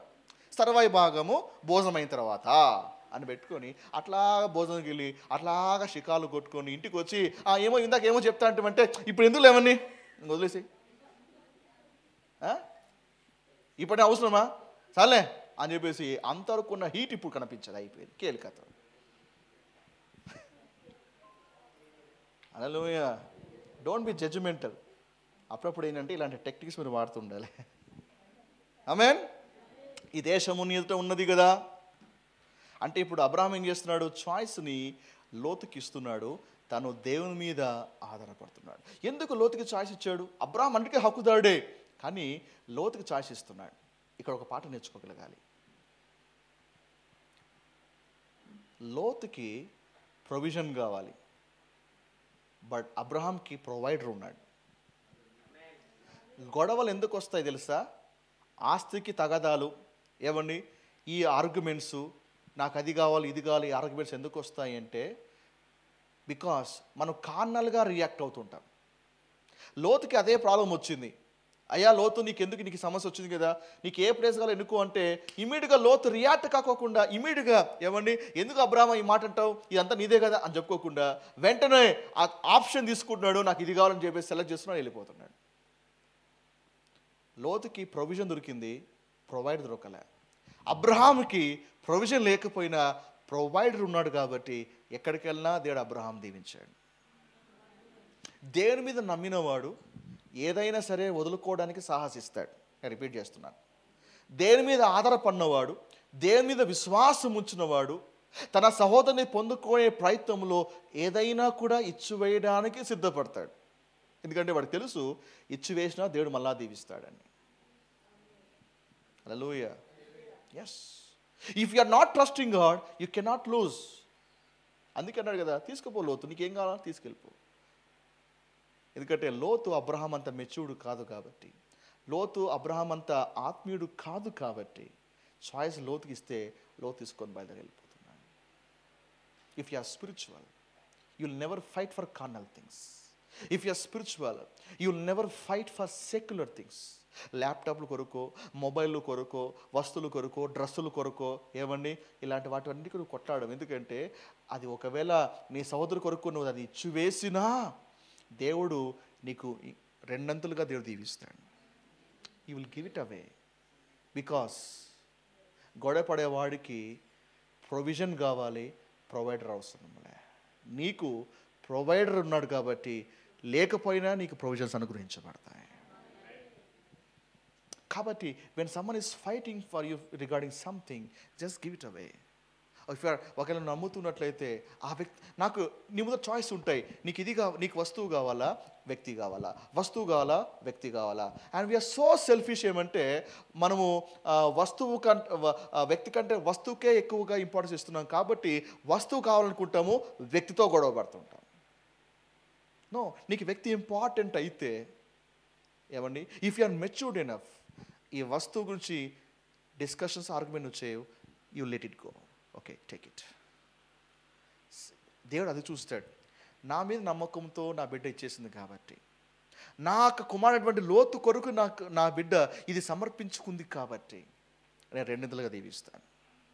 అందుకే అబ్రహాము లోతుకి చాయిస్ ఇచ్చాడు. లోతు ఎన్నుకుని వెళ్ళిపోయాడు. అబ్రహాము ఉన్నటువంటి ప్లేస్ బీడు బారిపోయిన ఆ తర్వాత దేశమంతా వాగ్దాన దేశముగా మార్చబడింది. ఆమేన్. ఫర్టైల్ ల్యాండ్గా మార్చబడింది. Why? Because Abram had the provider. Amen. So even offering టైంకి వచ్చినప్పుడు కూడా నువ్వు దేనికి ఇవ్వగలుగుతున్నావు అంటే యు ఆర్ ట్రస్టింగ్ గాడ్. దేవుని మీద నమ్మకం ఉన్నవాడు వాడు ఎంత దూరమైనా వెళ్ళి దేవుని కొరకు సమర్పించుకుంటాడు. కానీ దేవుని మీద కాన్ఫిడెన్స్ లేనివాడు ఏం చేస్తాడంటే వేసే ప్రతి రూపాయి కూడా 100 సార్లు ఆలోచిస్తాడు, వేయాలా వద్దా, ఇది ఇచ్చేసి నా పరిస్థితి ఏంటి, ఈ ఫ్రిడ్జ్ ఇచ్చేసి నా పరిస్థితి ఏంటి, ఒకవేళ ఈ సైకిల్ ఇచ్చేసి నా పరిస్థితి ఏంటి. దేవుడు మాట్లాడుతుంటాడు, 2 బైకులు ఉన్నవాడు ఇచ్చేసి అంటాడు, అమ్మో ఈ బైకులు ఇచ్చేసి నా పరిస్థితి ఏంటి అంటే. కార్నల్ మైండ్ ఎప్పుడు కూడా 1కి 10 సార్లు ఆలోచిస్తుంది. But A person trusting God, he will let go of anything. ఏదైనా సరే ఇచ్చిపోయడానికి ఏమాత్రం వెనకాడు. ఆమేన్. హల్లెలూయా. అబ్రహాము అనొచ్చు, ఇది నాదిరా, నేను కష్టపడి నేను దేవునికి లోబడితే వచ్చిన ఆశీర్వాదం ఇది, దేవుడు నన్ను పిలిస్తే వచ్చిన ఆశీర్వాదం ఇది, ఇంత శ్రేష్టమైంది ఎలా ఇవ్వగలుగుతా నీ కొరకు. బట్ అబ్రహాము ఏమీ లాజిక్లో ఆలోచించలేదు, వదిలేసాడు. ఆమేన్. హల్లెలూయా. అబ్రహాముకు ఒక ఆలోచన ఉంది. బహుశా నేను అనుకుంటాను అబ్రహాము తనకంటే లోతుడు యోగ్యుడేమో అని అబ్రహాం భావించాడేమో బహుశా. లేకపోతే అంత జరిగినా కూడా ఈ దేశానికి ఏదిగాలో కోరుకో అని చెప్పి ఉండేవాడు కాదు. ఫిలిప్పీ రాసిన పత్రిక 2వ అధ్యాయం 3-11 వచనాలు. ఫిలిప్పీ 2వ అధ్యాయము 3-11 వచనాలు. నేను ఫిలిప్పీ 2:3-4 వచనాలు చదువుతున్నాను. కక్ష చేతున నేను వృధాతిశయము చేతులను ఏమీ చేయక వినయమైన మనస్సు గలవారై ఒకరికొకడు తనకంటే యోగ్యుడని ఎంచుకొనుచు. ఆ మాట గమనించాలి. ఎలా ఎంచాలి? ఒకరికంటే ఒకడు తనకంటే యోగ్యుడు. ఒకనికొకడు తనకంటే యోగ్యుడని ఎంచాలి. నేను బెటర్ అండి, నాకు తెలుసు అండి, ఇలాంటి ఒక వైఖరి కాదు. నాకంటే వాడు బెటర్, నాకంటే ఆమె బెటర్, ఈ డ్రెస్సు నాకంటే అతనికి బాగా నచ్చుతుంది, నాకంటే అతనికి బాగా మ్యాచ్ అవుతుంది, నాకంటే అతనికైతే కరెక్ట్ యూజ్ అవుతుంది, తనకైతే బెటర్ అని ఎదుటి వ్యక్తి నీకంటే బెటర్ అనేటువంటి భావన నీలో ఉంటే నీకు గొడవలు రావు. దేని బిడ్డారా? ఆమెన్. నీ పక్క చెప్పండి, నాకంటే నువ్వే బెటర్. ఇంతకు నీకంటే నేను బెటర్ అని చెప్పావు, ఇక నువ్వు స్టైల్ మార్చాలి. చెప్పండి, ఇక నుంచి ఏం చెప్పాలా? నాకంటే నువ్వే బెటర్. చెప్పండి, నాకంటే నువ్వే బెటర్. ఎవరు అడిగినా కూడా ఎప్పుడైనా సరే నేను అని ఫీలింగ్ వస్తే నాకంటే నువ్వే బెటర్, నాకంటే నువ్వే బాగా చదువుతావు, నాకంటే నువ్వే బాగా ప్రార్థన చేస్తావు, నాకంటే నువ్వే అద్భుతంగా నువ్వు సేవ చేస్తావు, నాకంటే నువ్వే బెటర్. అఫ్కోర్స్ వాడికంటే నువ్వు బెటర్ అన్న సంగతి నీకు తెలుసు, దేని తెలుసు, బట్ స్టిల్ నువ్వేం చెప్పాలి? నాకంటే నువ్వే బెటర్. ఆమేన్. భారతీయం చెప్పాలి, నాకంటే నువ్వే చాలా బెటర్. హల్లెలూయా. ఏ చిన్న ఇన్సిడెంట్స్ వచ్చినా నాకంటే నువ్వే చాలా బెటర్, నాకంటే నువ్వే చాలా బెటర్ అని అనుకో, గొడవలే రావు నీకు. నీకంటే నేనే బెటర్ అంటే అక్కడ ఈగో దెబ్బతింటుంది. ఏంటి నువ్వు బెటరా అంటే నేను తక్కువదన్నా, నేను తక్కువ అన్నా అంటే నేను నాకేం తెలియదన్నా, అక్కడి నుంచి గొడవలు మొదలవుతాయి. హల్లెలూయా. మీలో ప్రతి వాడును తన స్వకార్యములు మాత్రమే కాక ఇతర కార్యములు కూడా చూడాలి. నీకు చాలా చేస్తే ఎట్లాగా? నీతో నడిచే వాళ్ళు చాలామంది ఉన్నారు, నీతో పాటు నడుస్తున్న వాళ్ళు చాలామంది ఉన్నారు, మరి వారి కాళ్ళు కూడా చూడాలి కదా. మరి అబ్రహాంతో పాటు లోతు నడుస్తున్నాడు, మరి లోతు బాగోలు కూడా అబ్రహాముకి బాధ్యత ఉంది కదా. లోతు గురించి అబ్రహాము బాధ్యత తీసుకోవాలి కదా, తీసుకుంటున్నాడు కదా. అందుకే అబ్రహాం అన్నాడు, ఓకే లోతు, నీ ఎదుట ఈ దేశం ఉంది కదా, నువ్వే చూస్ చేసుకో. అబ్రహాము తన క్షేమం కంటే, తన సెక్యూరిటీ కంటే లోతు గురించి ఎక్కువగా ఆలోచించాడు. వావ్. చెప్పండి, ఇక్కడ ఎంతమంది అబ్రహాం పిల్లలు ఉన్నారు? అంటే మీ గురించి ఎక్కువగా కాకుండా మీతో ఉన్నటువంటి వారి గురించి ఎక్కువగా ఆలోచించండి. ఆమేన్. దేవుడు అప్పుడు మిమ్మల్ని దీవించేవాడుగా ఉన్నాడు.